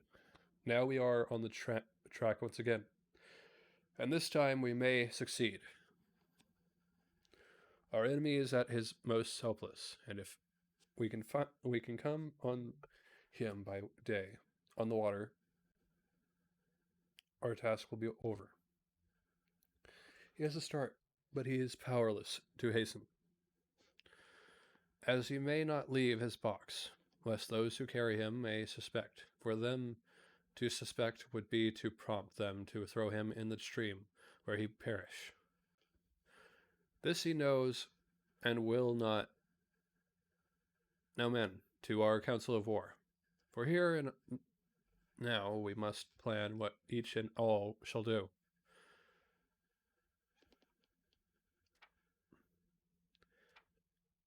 I shall get a stream launch and follow him, said Lord Godalming. And I horses to follow on the bank, lest by chance he land, said Mr. Morris. Good, said the professor. Both good, but neither must go alone. There must be force to overcome force. If need be, the Slovak is strong and rough, and he carries rude arms. All the men smiled, for amongst them they carried a small arsenal, said Mr. Morris. I have brought some Winchesters. They are pretty handy in a crowd, and there may be wolves. The Count, if you remember, took some other precautions. He made some requisitions on others that Miss Parker could not quite hear or understand. He must be ready at all points. Dr. Seward said, I think I had better go with Quincy. We have been accustomed to hunt together, and we two, well armed, will be a match for whatever may come along. You must not be alone, Art. it may be necessary to fight the Slovaks and a chance thrust, for I don't suppose these fellows carry guns would undo all our plans. There must be no chances this time. We shall not rest until the Count's head and body have been separated, and we are sure that he cannot reincarnate. He le- looked at Jonathan as he spoke, and Jonathan looked at me. I could see that the poor dear was torn about in his mind. Of course, he wanted to be with me, but then the boat service would most likely be the one which would destroy the vampire. Why did I hesitate to write the word? He was silent a while, and during his silence, Dr. Van Helsing spoke. Friend Jonathan, this is for you for twice reasons. First, because you are young and brave and can fight, and all energies may be needed at the last. And again, that it is to your right to destroy him, that which has brought such woe to you and yours. Be not afraid, for Madamina, she will be in my care. If I may, I am old. My legs are not so quick as to run as once, and I am not used to ride so long or to pursue as need be, or to fight with lethal weapons. But I can be of other service. I can fight in other way, and I can die, if need be, as well as younger men. Now let me say that what I would is this. While you, my Lord Godalming, and friend Jonathan, go in your so swift little steamboat up the river, and whilst John and Quincy guard the bank where perchance he might be landed, I will take Madamina right into the heart of the enemy's country. Whilst the old fox is tied in his box, floating on the running stream, whence he cannot escape to land, where he dares not raise the lid of his coffin box, lest his Slovak carrier should in fear have leave him to perish, we shall go in the track where Jonathan went, from Bestris, over the Borgo, and find our way to the castle of Dracula. Here Madamina's hypnotic power will surely help, and we shall find our way, all dark and unknown otherwise, after the first sunrise. We are near that fateful place. There is much to be done and other places to be made sanctify, so that nest of vipers be obliterated. Here, Jonathan interrupted him hotly. Do you mean to say, Professor Van Helsing, that you would bring Mina in her sad case and tainted as she is with that devil's illness right into the jaws of his death trap? Not for the world, not for heaven or hell. He became almost speechless for a minute, and then went on. Do you know what the place is? Have you seen that awful den of hellish infamy with the very moonlight alive with grisly shapes, and every speck of dust that whirls in the wind a devouring monster in embryo? Have you felt the vampire's lips upon your throat? Here he turned to me, and as his eyes lit on my forehead, he threw up his arms with a cry. Oh my God, what have we done to have this terror upon us? And he sank down on the sofa in a collapse of misery. The professor's voice, as he spoke in clear, sweet tones,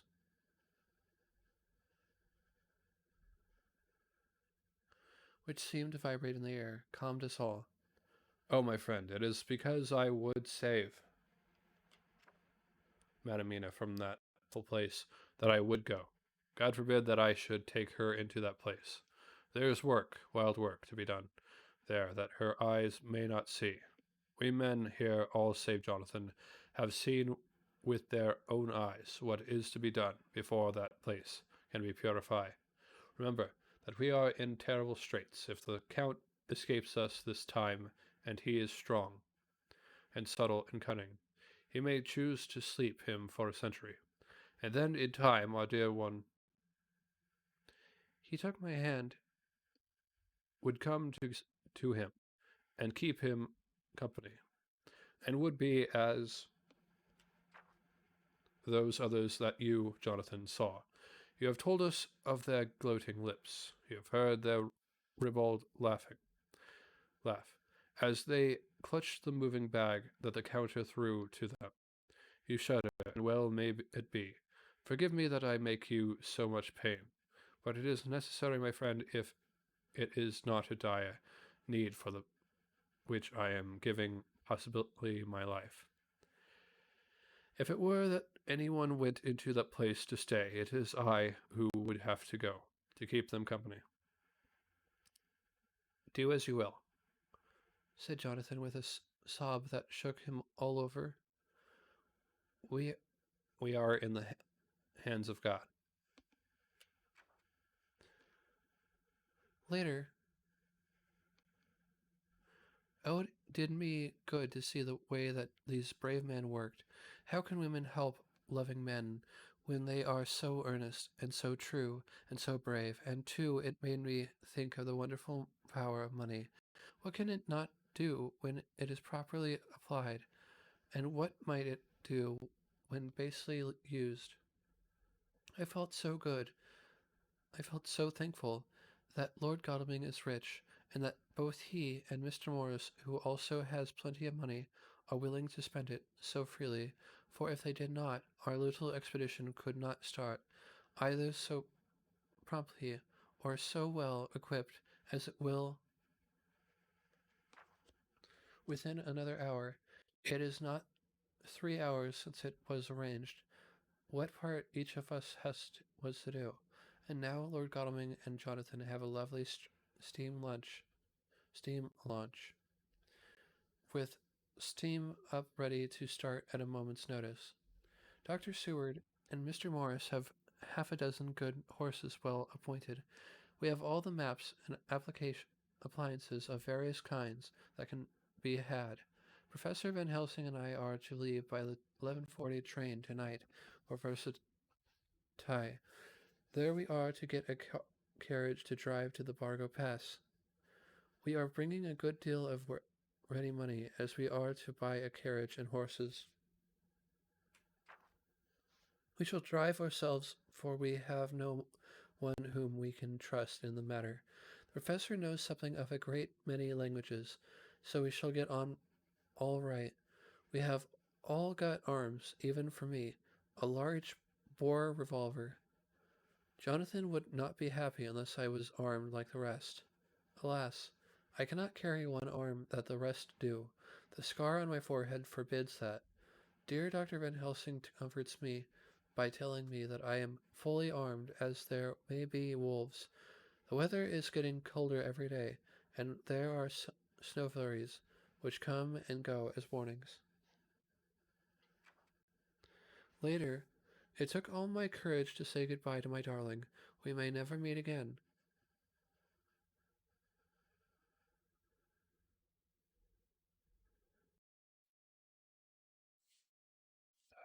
Okay. Well, I'm not rereading all this because it said my dear Jonathan, and now it's saying my dear Mina.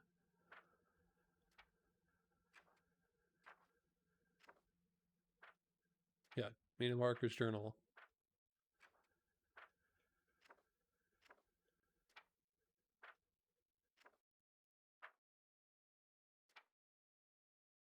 Unless she's talking to herself, she could be. I don't know. Courage, Mina. The professor is looking at you keenly. His look is warning. There must be no tears now, unless it may be that God will let them fall in gladness.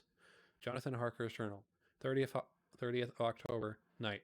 I am writing this in the light from the furnace door of the steam launch. Lord Godalming is firing up. He is an experienced hand at the work, as he has had for years a launch of his own on the Thames and another on the Norfolk Broads. Regarding our plans, we finally decided that Mina's guess was correct, and that if any waterway was chosen for the Count's escape back in his castle, the Surrey and the Bistra at its junction would be the one. We took it that somewhere about the 47th degree north latitude would be the place chosen for crossing the country between the river and the Carpathians. We have no fear in running at good speed up the river at night. There's plenty of water, and the banks are wide enough apart to make steaming even in the dark easy enough. Lord Godalming tells me to sleep for a while, as it is enough for the present for one to be on watch. But I cannot sleep. How can I, with the terrible danger hanging over my darling, and her going out into that awful place?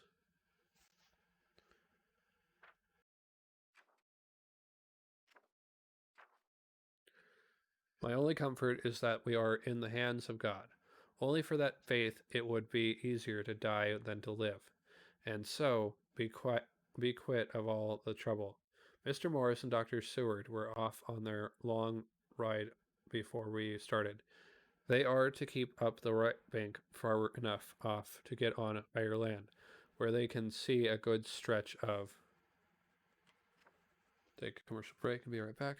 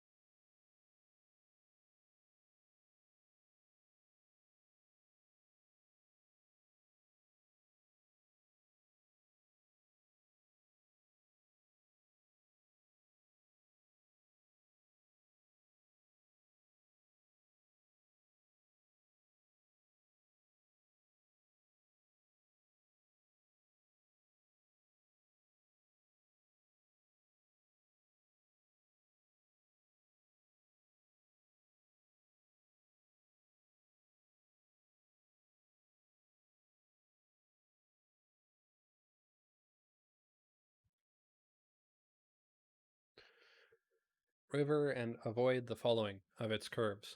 They have for the first stages 2 men to ride and lead their spare horses, 4 in all, so as not to excite curiosity.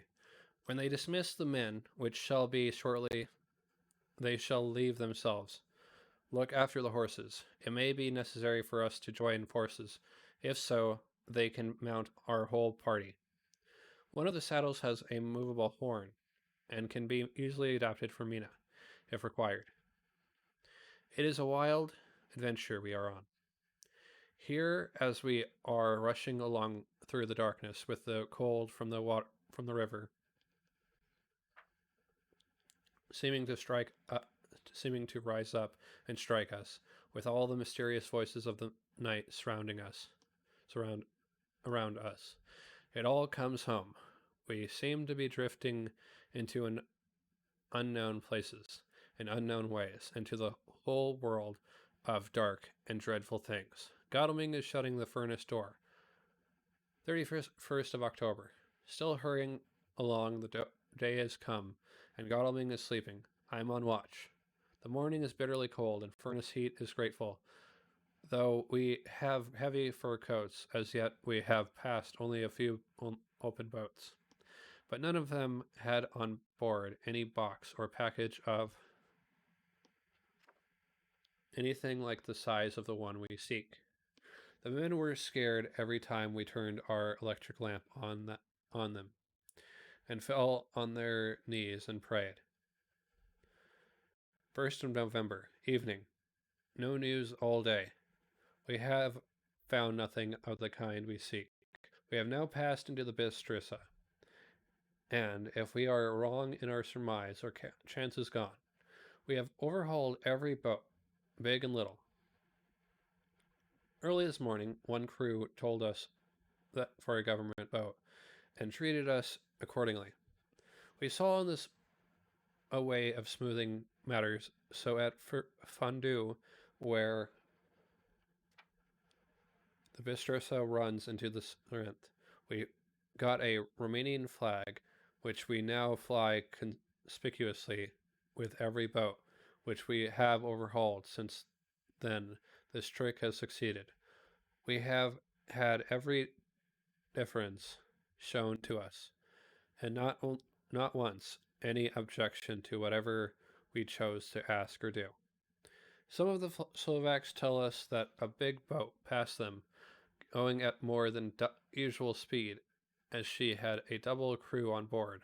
This was before they came to Fondue. So they could not tell us whether the boat turned into the Bistrissa or continued on up the Siret. At Fondue, we could not hear of any such boat, so she must have passed there in the night.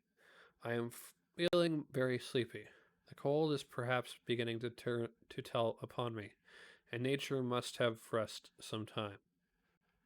Godalming insists that we shall keep the first watch, that he shall keep the first watch. God bless him for all his goodness to poor dear Mina and me. 2nd of November morning. It is broad daylight. That good fellow would not wake me. He says it would have been a sin to, for I slept so peaceful and was forgetting my troubles. It seemed brutally selfish to me to have kept so long and let him watch all night, but he was quite right. I am a new man this morning, and as I sit here and watch him sleeping, I cannot do all that is necessary, both as to minding the engine, steering, and keeping watch. I can feel that my strength and energy are coming back to me. I wonder where Mina is now, and Van Helsing. They should have got to Versailles about noon on Wednesday. It would take them some time to get their carriage and horses, so if they had started and traveled hard, they would be about now at the Borgo Pass. God guide and help them.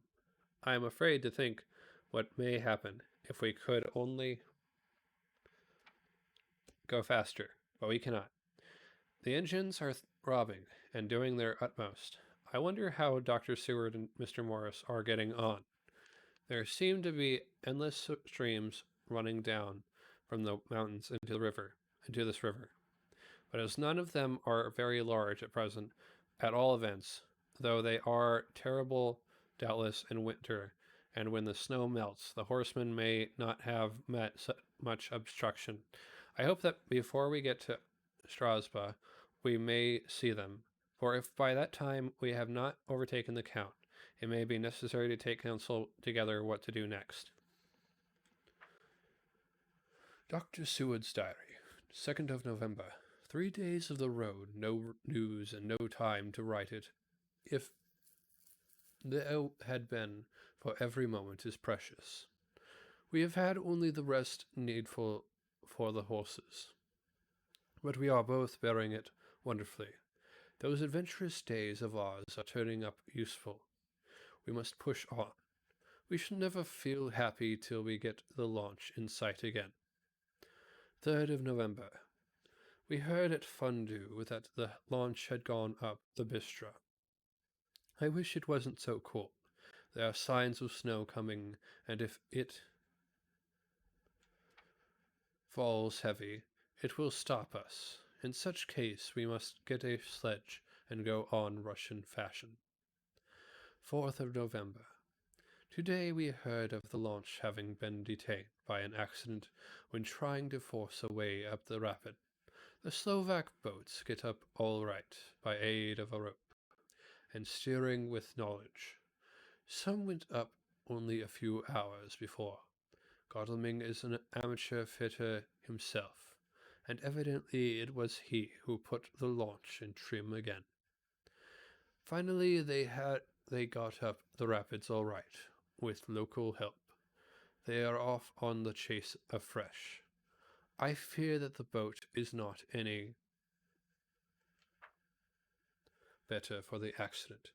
The peasantry tells us that after she got up upon the smoother water again, she kept stopping every now and again, so long as she was in sight. We must push on harder than ever. Our help may be wanted soon. Mina Harker's journal, 31st of October. Arrived at Versailles at noon. The professor tells me that this morning at dawn he could hardly hypnotize me at all, and that all I could say was dark and quiet. He is off now buying a carriage and horses. He says that he will later on try to buy additional horses so that we may be able to change them on the way. We have something more than 70 miles before us. The country is lovely and most interesting. If only we were under different conditions, how delightful it would be to see it all. If Jonathan and I were driving through it alone, what a pleasure it would be to stop and see people and learn something of their life, and to fill our minds and memories with all the color and picturesqueness of the whole wild, beautiful country and the quaint people. But alas! Later, Dr. Van Helsing has returned. He has got the carriage and horses. We are to have some dinner, and to start in an hour. The landlady is putting us up a huge basket of provisions. It seems enough for a company of soldiers. The professor encourages her and whispers to me that it may be a week before we can get any good food again. He has been shopping too, and has sent home such a wonderful lot of fur coats and wraps and all sorts of warm things. There will not be any chance of our being cold. We shall soon be off. I'm afraid to think what may happen to us. We are truly in the hands of God. He alone knows what may be, and I pray him with all the strength of my sad and humble soul that he will watch over my beloved husband, that whatever may happen, Jonathan may know that I loved him and honor him more than I can say, and that my latest and truest thought will be always for him. Chapter 27, Mina Harker's Journal. 1st November. All day long we have traveled, and at good speed. The horses seem to know that they are being kindly treated, for they go willingly. Their full stage at best speed. We now have had so many changes, and find the same thing so constantly, that we are encouraged to think that the journey will be an easy one. Dr. Van Helsing is laconic. He tells the farmers that he is hurrying to Bistris, and pays them well to make the exchange of horses. We get hot soup or coffee or tea. Off we go. It is a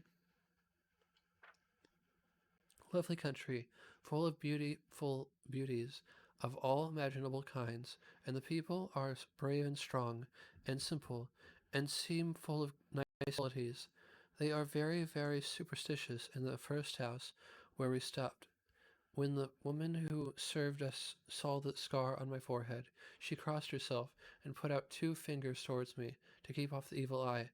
I believe they went to the trouble of putting an extra amount of garlic into our food, and I can't abide garlic. Ever since then, I have taken care not to take off my hat or veil, and so have escaped their suspicions.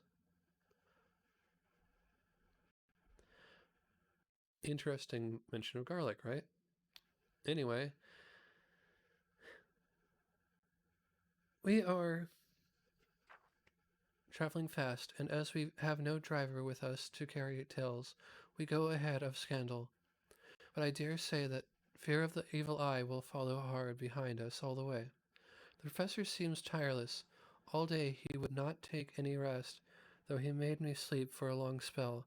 At sunset time, he's hypnotized me, and he says that I answer as usual, darkness slapping water and creaking wood. So our enemy is still on the river. I am afraid to think of Jonathan, but somehow I have now no fear of him, or for myself. I write this whilst we wait in a farmhouse for the horses to be got ready. Dr. Van Helsing is sleeping.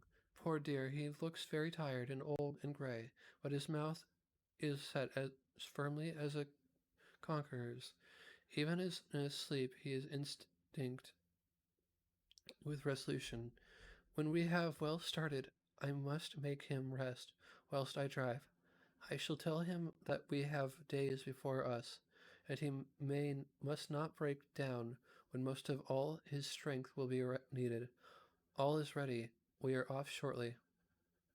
2nd of November, morning. I was successful, and we took turns driving all night. Now the day is on us, bright through cold. There is a strange heaviness in the air. I say heaviness for want of a better word. I mean that it oppresses us both. It is very cold, and only our warm furs keep us comfortable. At dawn, Van Helsing hypnotized me. He says I answered darkness, creaking wood, and roaring water. So the river is changing as they ascend. I do hope that my darling will not run any chance of danger more than need be, but we are in God's hands. 2nd of November, night. All day long driving. The country gets wilder as we go, and the great spurs of the Carpathians, which adversity seemed so far from us and so low on the horizon, now seem to gather around us and tower in front. We both seem in good spirits. I think we make an effort each to gather the other. In the doing so, we cheer ourselves. Dr. Van Helsing says that by morning we shall reach the Borgo Pass. The houses are very few here now, and the professor says that the last horses we got will have to go on with us, as we may not be able to change. He got 2 in addition to the 2 we changed, so that now we have the rude 4 in hand. The dear horses are patient and good, and they give us no trouble. We are not worried with other travelers, and so even I can drive.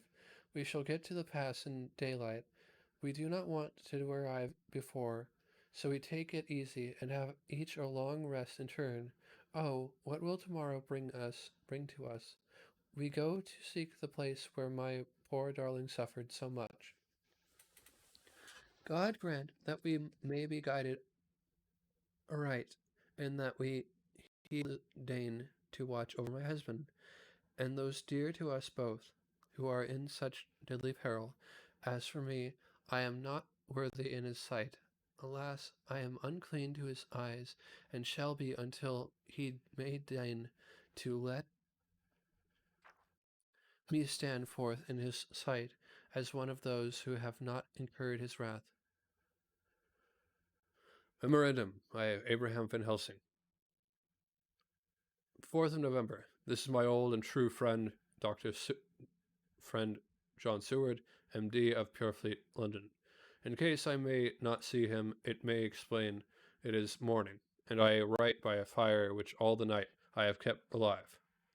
Madamina aiding me, it is a cold, so cold that the grey, heavy sky is full of snow, which when it falls will settle for all winter as the ground is hardening to receive it.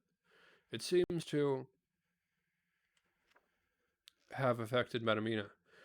She has been so heavy of head all day that she was not like herself. She sleeps and sleeps and sleeps. She who is usual so alert, have done literally nothing all the day. She even have lost her appetite. She make no entry into her little diary. She who write so faithfully at every pause. Something whispered to me that all is not well. However, tonight she is more biff. Her long sleep all day have refresh and restore her. For now she is all sweet and bright as ever. At sunset I try to hypnotize her, but alas, with no effect. The power has grown less and less with each day. And tonight it failed me altogether. Well, God's will be done, whatever it may be, and whitherto soever it may lead. Now to the historical, for as Madamina write not in her stenography, I must in my cumbrous old fashion, that so each day of us may not go unrecorded. We got to the Bargo Pass just after sunrise yesterday.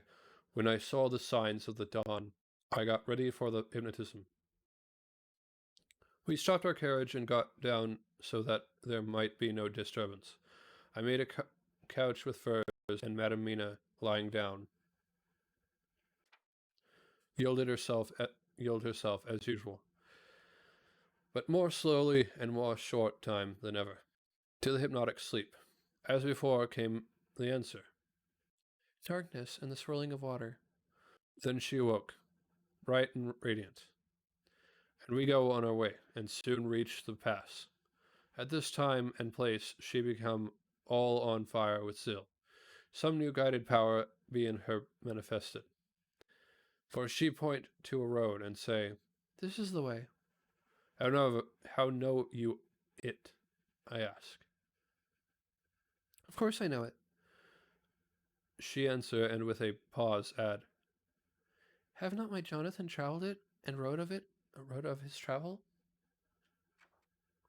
At first I think somewhat strange, but soon I see that there be only one such by road.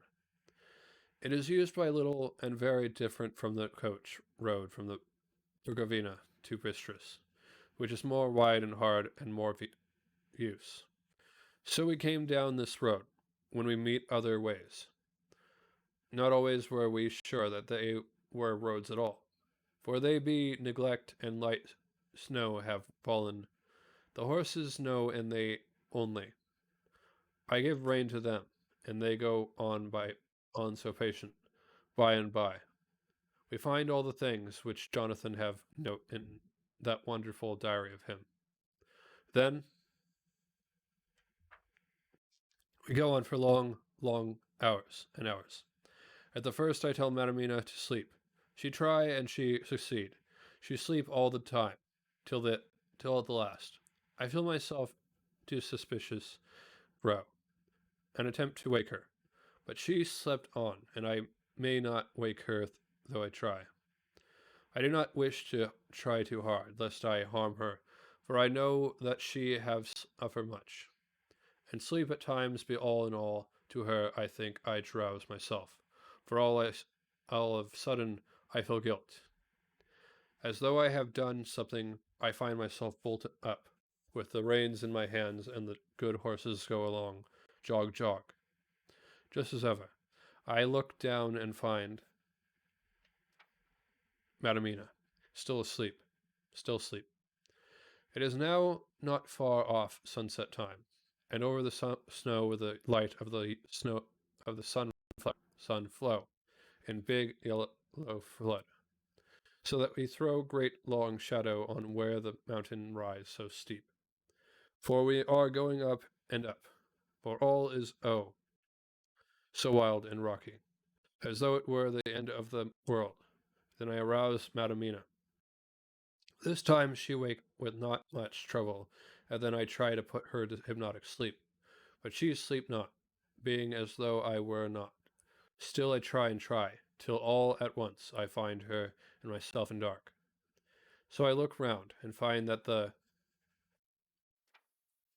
sun have gone down. Madamina laugh, and I turn and look at her.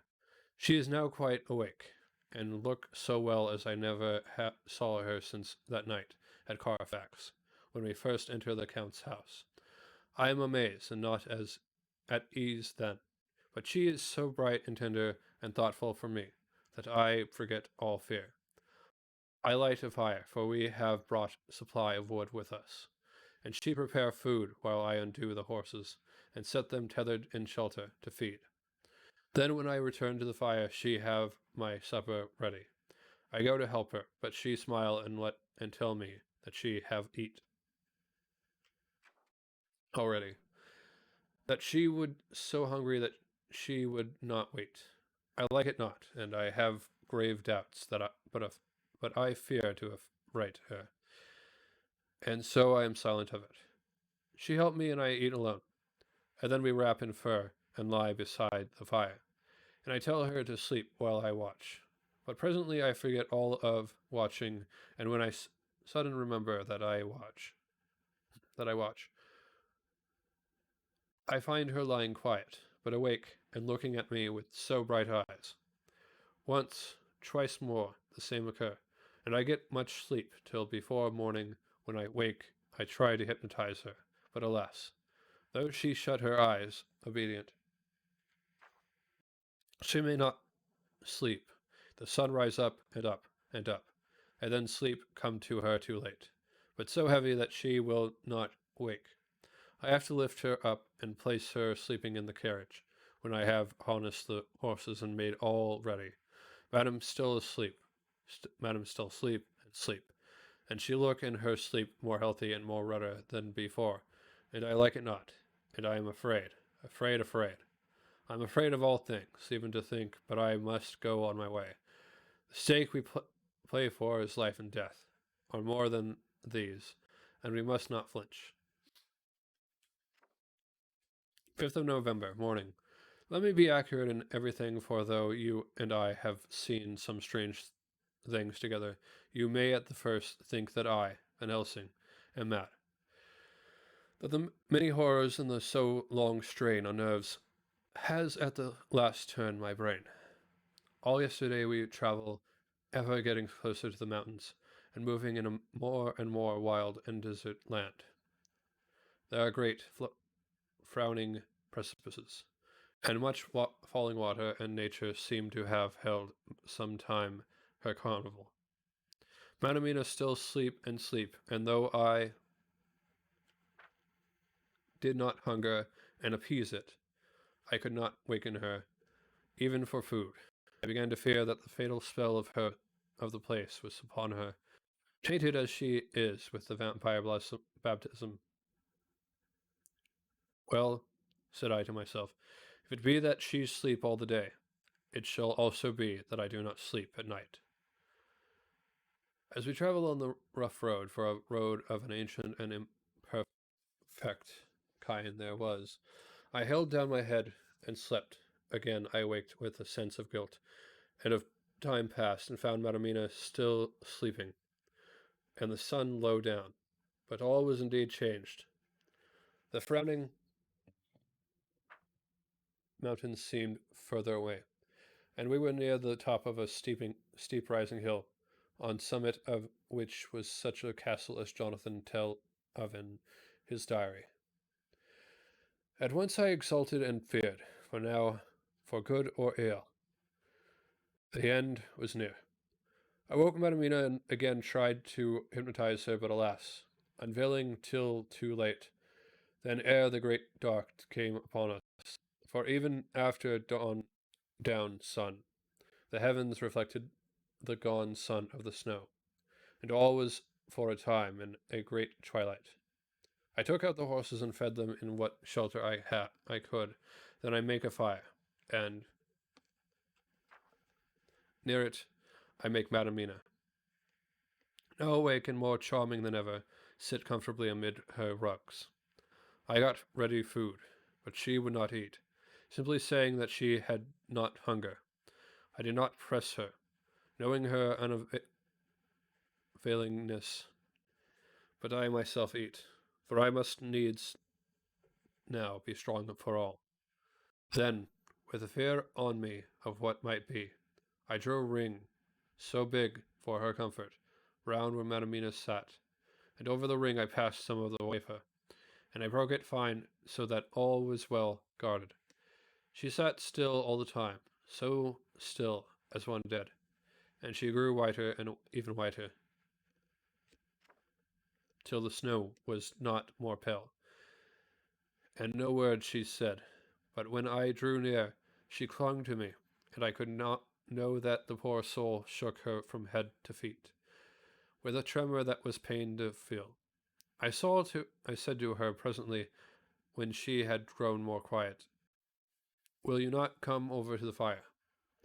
For I wished to make a test of what she could. She rose obedient, but when she had made a step, she stopped, and stood as one stricken. "Why not go on?" I asked. She shook her head, and coming back, sat down in a place. Then, looking at me with open eyes as of one waked from sleep, she said simply, "I cannot," and remained silent.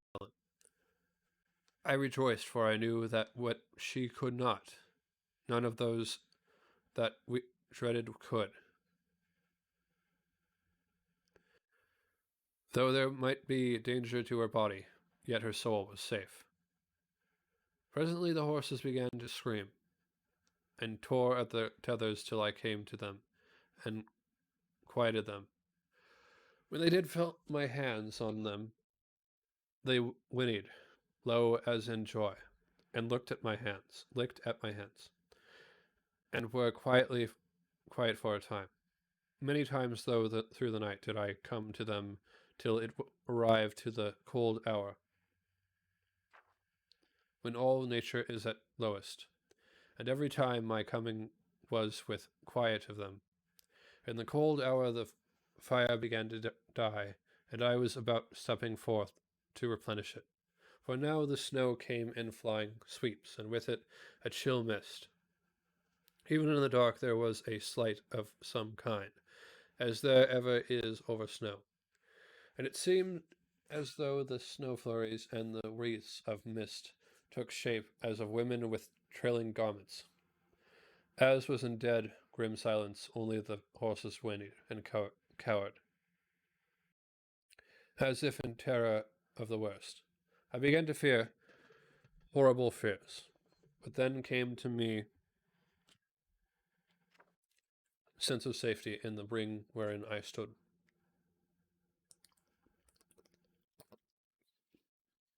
I began to think that my imaginings were of the night, and the gloom and the unrest that I have gone through, and all the terrible anxiety. It was as though my memories of old Jonathan's horrid experience were befooling me, for the snowflakes and the mist began to wheel and circle around, till I could get as though a shadowy glimpse of those women that would have kissed him. And then the horses cowered lower and lower, and moaned in terror as men do in pain. Even the madness of fright was not to them, so that they could break away. I feared for my dear Madamina when these weird figures drew near and circled round. I looked at her, but she sat calm and smiled at me. When I would have stepped to the fire to replenish it, she caught me and held me back, and whispered like a voice that one hears in a dream, so low it was, "No, no, do not go without. Here you are, safe. I turned to her and looking in her eyes said, "But you, it is for you that I fear." Whereat she laughed a laugh, low and unreal, and said, Fear for me? Why fear for me? None safer in all the world from them than I am. And as I wondered all the meaning of her words, a puff of wind made the flame leap up, and I see the red scar on her forehead. Then, alas, I knew, did I not? I would have soon have learned, for the wheeling figures of mist and snow came closer, but keeping ever without the holy circle, then they began to materialize, till, if God have not take away my reason, for I saw it though my eyes there were before me in actual flesh, the same 3 women that Jonathan saw in the room. When they would have kissed his throat, I knew the swaying round forms, the bright hard eyes, the white teeth, the ruddy colour, the voluptuous lips. They smiled ever at poor dear Madamina, and as their laugh came through the silence of the night, they twined their arms and pointed to her, and said in those so sweet tingling tones that Jonathan said were of the intolerable sweetness of the water glasses, Come, sister, come to us. Come, come. In fear I turned to my poor Madamina, and my heart with gladness leapt like flame. For oh, the terror in her sweet eyes, the repulsion, the horror, told a story to my heart. That was all of hope. God be thanked she was not yet of them. I seized some of the firewood which was by me, and holding out some of the wafer, advanced on them towards the fire. They drew back before me and laughed their low, horrid laugh. I fed the fire, and feared them not, for I knew that we were safe within the protections. They could not approach me whilst so armed, nor Madamina whilst she remained within the ring, which she could not leave, so no more than they could enter. The horses had ceased to moan, and lay still on the ground. The snow fell on them softly, and they grew whiter. I knew that there was for the poor beast no more of terror. And so we remained, till the red of the dawn began to fall through the snow gloom. I was desolate and afraid, and full of woe and terror. But when that beautiful sun began to climb the horizon, life was to me again. At the first coming of the dawn, the horrid figures melted in the whirling mist and snow. The wreaths and transparent gloom moved away towards the castle and were lost. Instinctively, with the dawn coming, I turned to Madamina, intending to hypnotize her, but she lay in a deep and sudden sleep, from which I could not wake her. I tried to hypnotize through her sleep, but she made no response. None at all. And the day broke. I fear yet to stir. I have made my fire, and have seen the horses. They are all dead. Today I have much to do here, and I keep waiting till the sun is up high, for there may be places where I must go, where that sunlight through snow and mist obscure it will be to me a safety. I will strengthen me with breakfast, and then I will to my terrible work. Madamina still sleeps, and God be thanked, she is calm in her sleep. Jonathan Harker's Journal, 4th of November, evening. The accident to the launch has been a terrible thing for us. Only for it we should have overtaken the boat long ago, and by now my dear Mina would have been free. I fear to think of her off on the wolds near the horrid place. We have got horses, and we follow on the track. I note that this while Scottlings is getting ready. We have our arms. The Suzani must look out if they mean to fight. Oh, if only Morris and Seward were with us. We must only hope, only hope. If I write no more, goodbye, Mina. God bless and keep you. Dr. Seward's Diary, 5th of November. With the dawn we saw the body of Suzanne before us, dashing away from the river with their lighter wagon. They surrounded it in a cluster and hurried along as though beset. The snow is falling lightly, and there is a strange excitement in the air. It may be our own feelings, but the depression is strange. Far off I hear the howling of wolves. The snow brings them down from the mountains, and there are dangers to all of us, from all sides. The horses are nearly ready, and we are soon off. We ride to death of someone, God alone knows who, or where, or what, or when, or how it may be. Dr. Van Helsing's Memorandum. 5th of November, afternoon. I am at least sane. Thank God for that mercy of all events. Though the proving it has been dreadful, when I left Madamina sleeping within the holy circle, I took my way to the castle.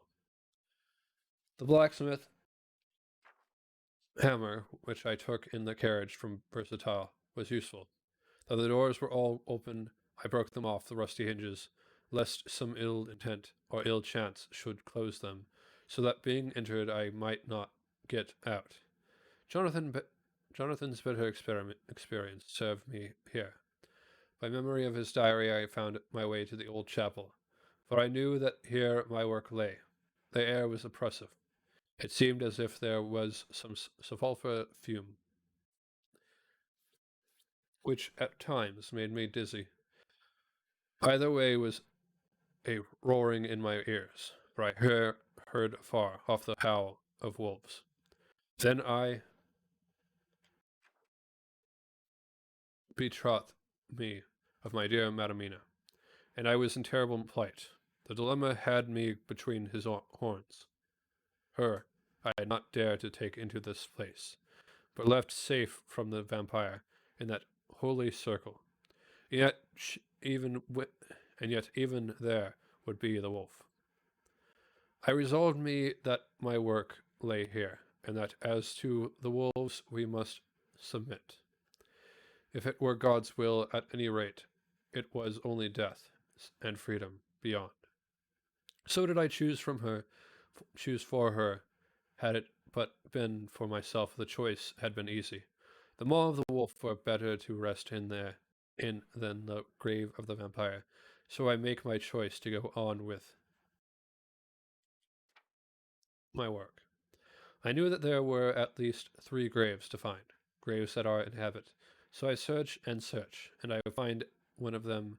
She lay in her vampire sleep, so full of life and voluptuous beauty, and I shudder as though I have come to do murder. Ah, I doubt not that in old time, when such things were many, a man who set forth to do such a task as mine, found at the last his heart fail him, and then his nerve, so he delay, and delay, and delay, till the mere beauty and the fascination of the wanton undead have hypnotized him, and he remain on, and on, till sunset come, and the vampire's sleep be over. Then the beautiful eyes of the fair woman open and look love, and the voluptuous mouth present to a kiss, and man is weak, and there remain one more victim in the vampire fold. One more to swell the grim and grisly ranks of the undead. There is some fascination, surely, when I am moved by the mere presence of such an one, even lying as she lay in a tomb fretted with age, and heavy with the dust of centuries, though there be the horrid odour such as the lairs of the Count have had. Yes, I,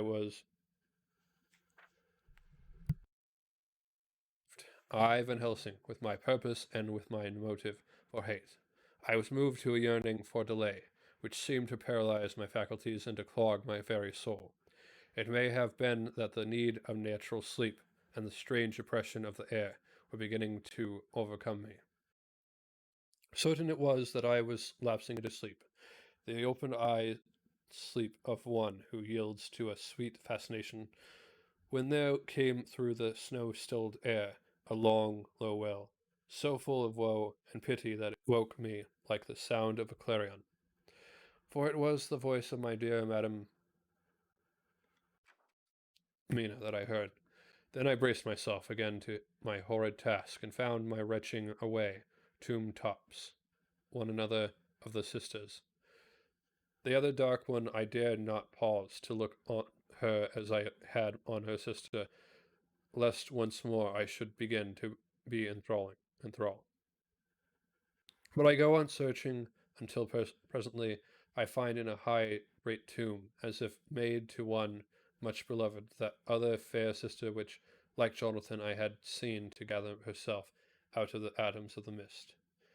She was so fair to look on, so radiantly beautiful, so exquisitely voluptuous, that the very extinct instinct of man in me, which calls some of my sex to love and to protect one of hers, made my head whirl with new emotion.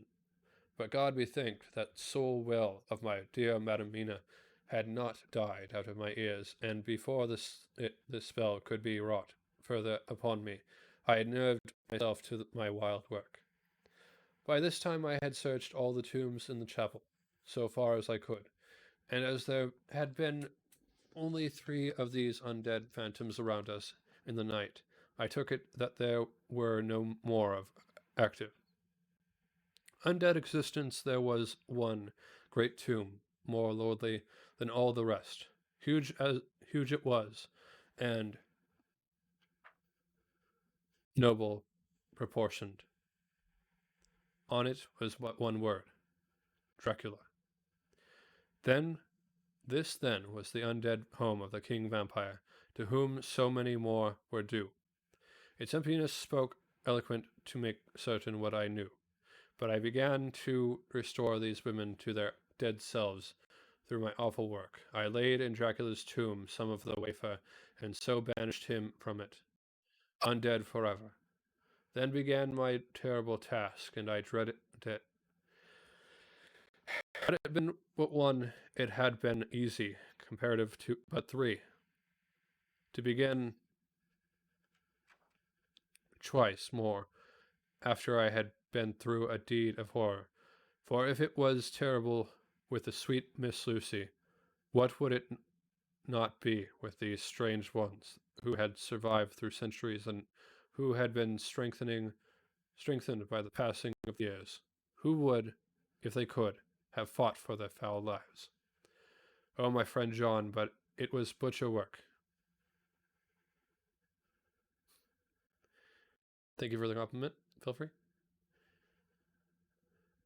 Had I not been nerved by thoughts of other dead, and of the living over whom hung such a pall of fear, I could not have gone on. I tremble and tremble even yet, though still all was over. God be thanked, my nerve did stand. How are you doing today? Feel free. Had I not seen the repose in the first place, and the gladness that stole over it, just ere the final dissolution came, as realization that the soul had been won, I could not have gone further with my butchery. I could not have endured the horrid screeching as the stake drove home, the plunging of writhing form, and lips of bloody foam. I should have fled in terror, and left my work undone, but it is over. And the poor souls, I can pity them now and weep. As I think of them placid, each in her full sleep of death, for a short moment are fading. For friend John, hardly had my knife severed the head of each, before the whole body began to melt away, and crumbled into its native dust, as though the death that should have come centuries gone had at last assert itself, and say it at once and loud, I am here. Before I left the castle, I so fixed its entrances that never more can the Count enter their undead. Good to hear you're doing well. When I stepped into the circle where Madam Mina slept, she woke from her sleep, and seeing me, cried out in pain that I had endured too much. Come, she said, come away from this. awful place. Let us go to meet my husband, who is, I know, coming towards us. She was looking thin and pale and weak, but her eyes were pure and glowed with fervor. I was glad to see her paleness and her illness, for my mind was full of the fresh horror of that ruddy vampire sleep. And so, with trust and hope, I yet full of fear, we go eastward to meet our friends, and him, whom Madamina tell me that she know are coming to meet us. Mina Harker's Journal, 6th of November. It was late in the afternoon when the professor and I took our way towards the cast, whence I knew Jonathan was coming. We did not go fast, though the way was steeply downhill, for we had to take heavy rugs and wraps with us. We dared not face the possibility of being left without warmth in the cold and the snow. We had to take some of our provisions too, for we were in the perfect desolation, and so far as we could see through the snowfall, there was not even the sign of habitation. When we had gone about a mile, I was tired with the heavy walking and sat down to rest. Then we looked back and saw where the clear line of Dracula's castle cut the sky, for we were so deep under the hill whereon it sat that the angle of perspective of the Carpathian mountains was far below it. We saw it in all its grandeur, perched 1,000 feet on the summit of a sheer precipice, and with seemingly a great gap between it and the steep of the adjacent mountain on any side. There was something wild and uncanny about the place. We could hear the distant howling of wolves. They were far off, but the sound, even through coming muffled through the deadening snowfall, was full of terror. I knew from the way Dr. Van Helsing was searching about that he was trying to seek some strategic point where we would be less exposed in case of attack. The rough roadway still led downwards. We could trace it through the drifted snow. In a little while, the professor signaled to me, so I got up and joined him. He had found a wonderful spot, a sort of natural hollow in a rock, with an entrance like a doorway between two boulders. So he took me by the hand and drew me in. See, He said, here you will be in shelter, and if the wolves do come, I can meet them one by one. He brought in our furs and made a snug nest for me, and got out some provisions and forced them upon me. But I could not eat. To even try to do so was repulsive to me, and much as I would have liked to please him, I could not bring myself to the attempt. He looked very sad, but did not reapproach me. Taking his field glasses from the case, he stood on the top of the rock and began to search the horizon. Suddenly he called out, Look, Madamina, look, look. I sprang up and stood beside him on the rock. He handed me his glasses and pointed. The snow was now falling more heavily and swirled about fiercely, for a high wind was beginning to blow. However, there were times when there were pauses between the snow flurries, and I could see a long way round. From the height where we were, it was possible to see a great distance and far off, beyond the waste of snow. I could see the river lying like a black ribbon in kinks and curls as it wound its way. Straight in front of us, and not far off, in fact, so near that I wondered we had not noticed before, came a group of mounted men hurrying along. In the midst of them was a cart, a long leader wagon which swept from side to side, like a dog's tail, wagging, with each stern inequality of the road. Outlined against the snow as they were, I could see from the men's clothes that they were peasants or gypsies of some kind. On the cart was a great square chest. My heart leaped as I saw it, for I felt that the end was coming. The evening was now drawing close, and well I knew that at sunset the thing which was till then imprisoned there, would take new freedom, and could, in any of many forms, elude all pursuit. In fear, I turned to the professor to my consultation. However, as he was not there, an instant later, I saw him below me. Round the rock he had drawn a circle, such as we had found shelter in last night. When he had completed it, he stood beside me, again saying, At least you shall be safe here from him.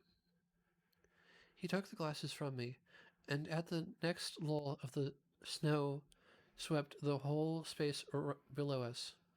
See? He said, They come quickly. They are flogging the horses and galloping as hard as they can. He paused and went on in a hollow voice. They are racing for the sunset. We will be too late. God's will be done. Down came another blinding flat rush of driving snow, and the whole landscape was blotted out. It soon passed, however, and once more his glasses were fixed on the plain. There came a sudden cry. Look! Look! Look! See, 2 horsemen follow fast, coming up from the south.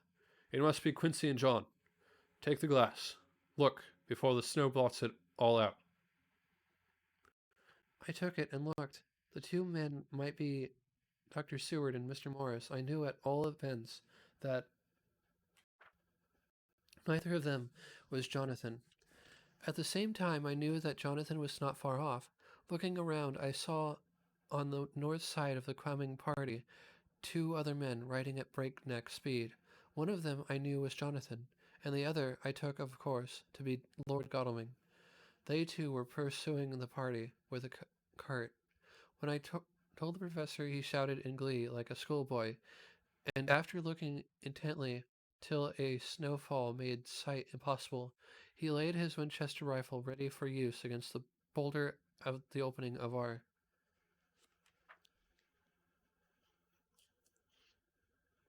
shelter. They are all converging, He said. When the time comes, we shall have the gypsies on all sides. I got out my revolver ready to hand, for whilst we were speaking, the howling of wolves came louder and closer. When the snowstorm abated a moment, we looked again. It was strange to see the snow falling in such heavy flakes close to us, and beyond. The sun shining more and more brightly as it sank down towards the far mountain tops, sweeping the glass all round us. I could see here and there dots moving singly and in 2s and 3s and larger numbers. The wolves were gathering for their prey.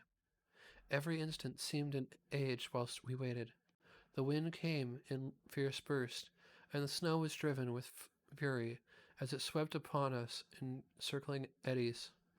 At times we could not see an arm's length before us, but at others, as the hollow-sounding wind swept by us, it seemed to clear the airspace around us, so that we could see afar off. We had of late so accustomed to watch for sunrise and sunset that we knew with fair accuracy when it would be, and we knew that before long the sun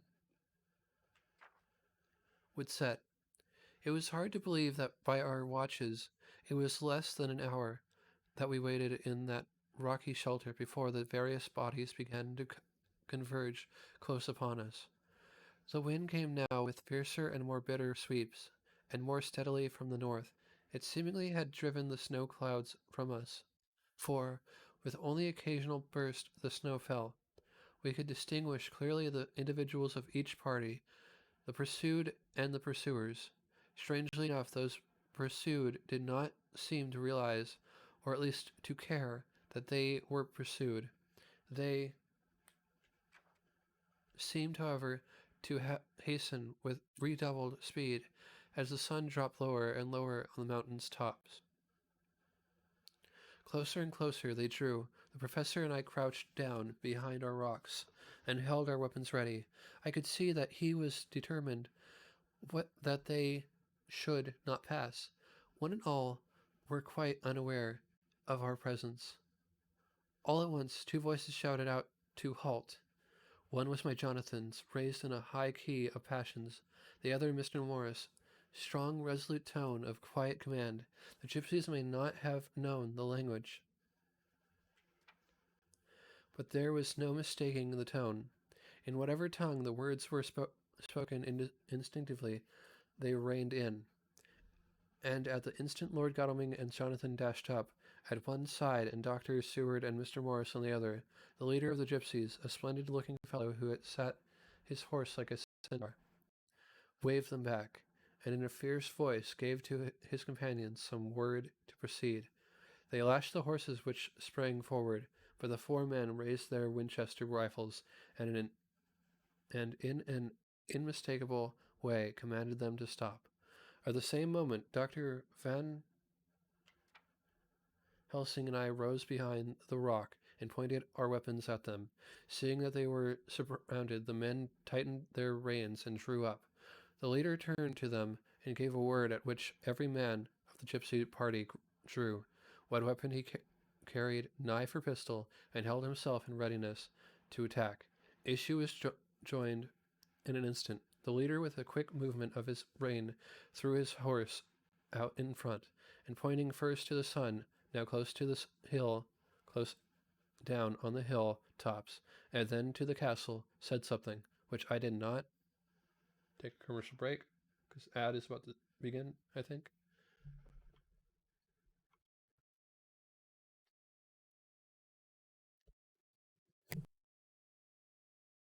Be right back after the commercials.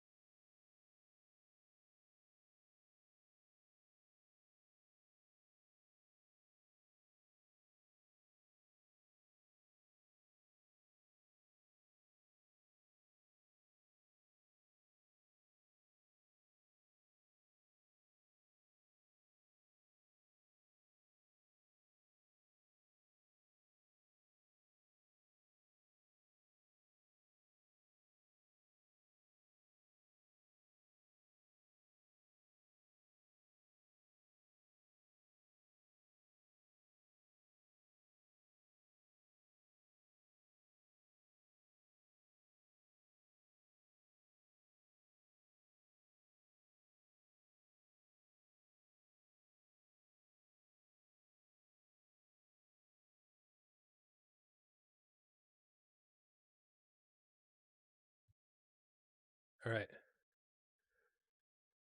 We'd be almost at the end. Understand, For answer, all 4 men of our party threw themselves from their horses and dashed towards the cart. I should have felt terrible fear at seeing Jonathan in such danger, but that the ardor of battle must have been upon me, as well as the rest of them. I felt no fear, but only a wild surging desire to do something. Seeing the quick movement of our parties, the leader of the gypsies gave a command. His men instantly formed round the cart in a sort of undisciplined endeavor, each one shouldering and pushing the other in his eagerness to carry out the order. In the midst of this, I could see that Jonathan on one side of the ring of men and Quincy on the other were forcing a way to the cart. It was evident that they were bent on finishing their task before the sun should set. Nothing seemed to stop or even to hinder them, neither the leveled weapons or the flashing knives of the gypsies in front or the howling of the wolves behind appeared to even attract their attention. Jonathan's impetuosity Jonathan, and the manifest singleness of his purpose seemed to overawe those in front of him. Instinctively, they cowered aside and let him pass. In an instant, he had jumped upon the cart, and with a strength which seemed incredible, raised the great box and flung it over the wheel to the ground. In the meantime, Mr. Morris had to use focus to pass through his side of the ring of Susanni. All the time I had been breathlessly watching Jonathan. I had, with the tail of my eye, even him, pressing desperately forward, and had seen the knives of the gypsies flash as he won a way through them, and they cut at him. He had parried with his great bowie knife, and at first I thought that he too had come through in safety, but as he sprang beside Jonathan, who had by now jumped from the cart, I could see that with his left hand he was clutching at his side, and through the blood was spurting through his fingers. He did not delay, notwithstanding this, for as Jonathan with desperate energy attacked one end of the chest, attempting to prise off the lid with his great kukri knife, he attacked the other frantically with his bowie. Under the efforts of both men, the lid began to yield. The nails drew with a quick, screeching sound, and the top of the box was thrown back. By this time, the gypsies, seeing themselves covered by the Winchesters and at the mercy of Lord Godalming and Dr. Seward, had given in and made no further resistance. The sun was almost down on the mountain tops, and the shadows of the whole group fell long upon the snow. I saw the Count lying within the box upon the earth, some of which the rude falling from the cart had scattered over him. He was deathly pale, just like a waxen image, and the red eyes glared with the horrible vindictive look which I knew too well. As I looked, the eyes saw the sinking sun, and the look of hate in them turned to triumph. But on the instant came the sweep and flash of Jonathan's great knife. I shrieked as I saw it shear through the throat, whilst at the same moment Mr. Morris's bowie knife plunged into the heart. It was like a miracle, but before our very eyes, and almost in the drawing of a breath, the whole body crumbled into dust and passed from our sight. I shall be glad as long as I live that even in that moment of final dissolution there was in that face a look of peace, such as I never could have imagined might have rested there. The castle of Dracula now stood against the red sky, and every stone of its broken battlements was articulated against the light of the setting sun. The gypsies, taking us as in some way the cause of the extraordinary disappearance of the dead man, turned without a word, and rode away as if for their lives. Those who were unmounted jumped upon the leader wagon, and shouted to the horsemen not to desert them. The wolves, which had withdrawn to a safe distance, followed in their wake, leaving us alone. Mr. Morris, who had sunk to the ground, leaned on his elbow, holding his hand pressed to his side. The blood still gushed from his fingers. I flew to him, for the holy circle did not now keep me back. So did the two doctors. Jonathan knelt behind him, and the wounded man laid back his head on his shoulder. With a sigh, he took, with a feeble effort, my hand and that of his own, which was unstained. He must have seen the anguish of my heart in my face, for he smiled at me and said, I am only too happy to have been of any service. Oh God! He cried suddenly, struggling up to a sitting posture and pointing to me. It was worth for this to die. Look, look. The sun was now right down upon the mountain's top, and the red gleams fell upon my face so that it was bathed in rosy light.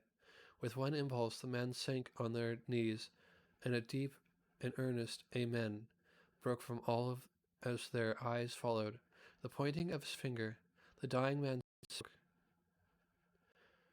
Now, God be thanked that all has not been in vain. See, the snow is not more stainless than her forehead. The curse has passed away, and to our bitter grief, with a smile and in silence, he died. A gallant gentleman. Note: 7 years ago, we all went through the flames, and the happiness of some of us since then is, we think, well worth the pain we endured. It is an added joy to Mina and to me that our boy's birthday is the same day as that on which Quincy Morris died. His mother holds, I know, the secret belief that some of our brave friend's spirit has passed into him. His bundle of names links all our little band of men together, but we call him Quincy.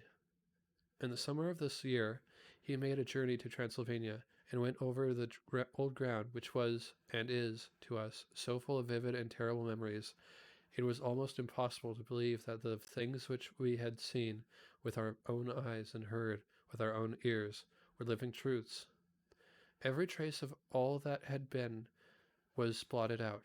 The castle stood as before, reared high above a waste of desolation. When we got home, we were talking of the old time, which we could all look back on without despair. For Godalming and Seward are both happily married. I took the papers from the safe, where they had been ever since our return so long ago. We were struck with the fact that in all the mass of material of which the record is composed, there is hardly one authentic document.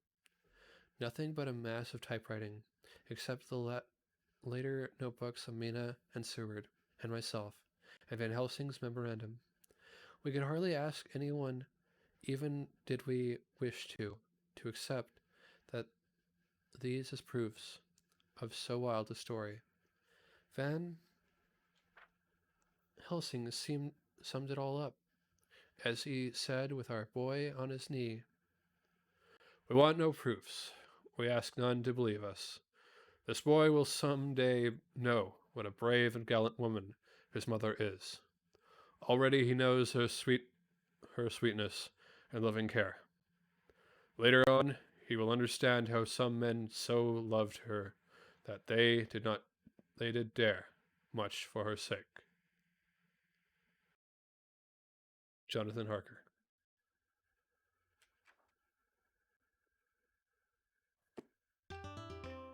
You finished reading Dracula. The total number of books you've read is 4. Let's give this book a review. On a scale of 1 to 10, with 10 being the most enjoyable, what rating would you give Dracula? What word best describes Dracula? Funny.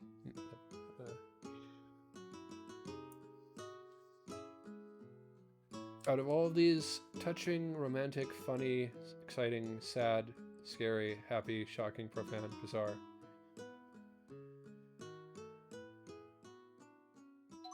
Exciting.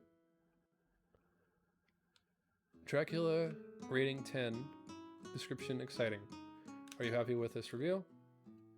Yes. And that is our reading of Dracula.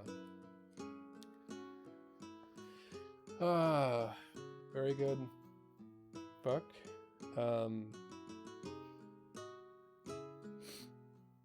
classic gothic tale of vampires, lust, and mystery by Bram Stoker. I hope you enjoyed my reading of it. I hope it did it well enough justice.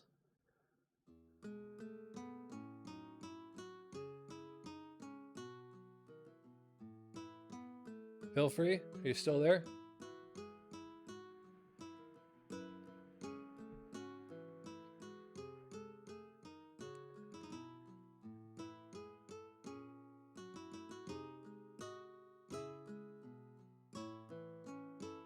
I'd let you choose the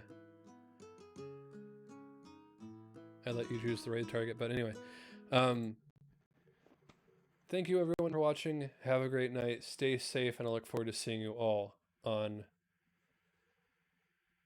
tomorrow, Halloween, where, as you can expect, we will be doing another round of The Simpsons Road Rage.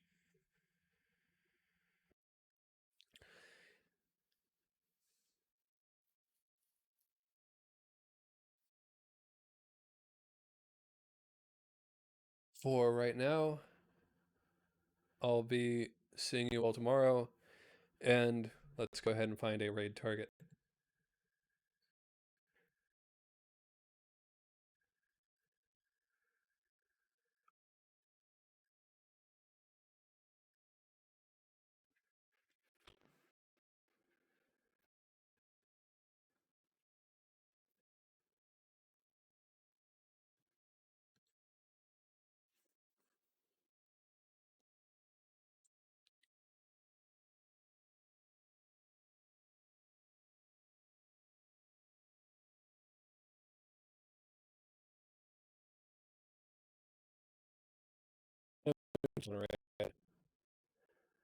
I say that with.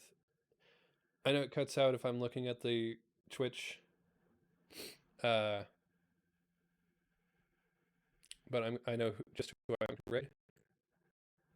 I'm gonna let the commercial go through really quick.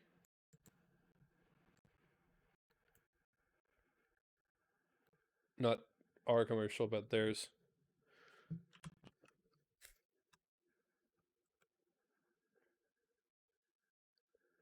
All right, everyone. Please give Rev some love and support, and I'll see you all tomorrow.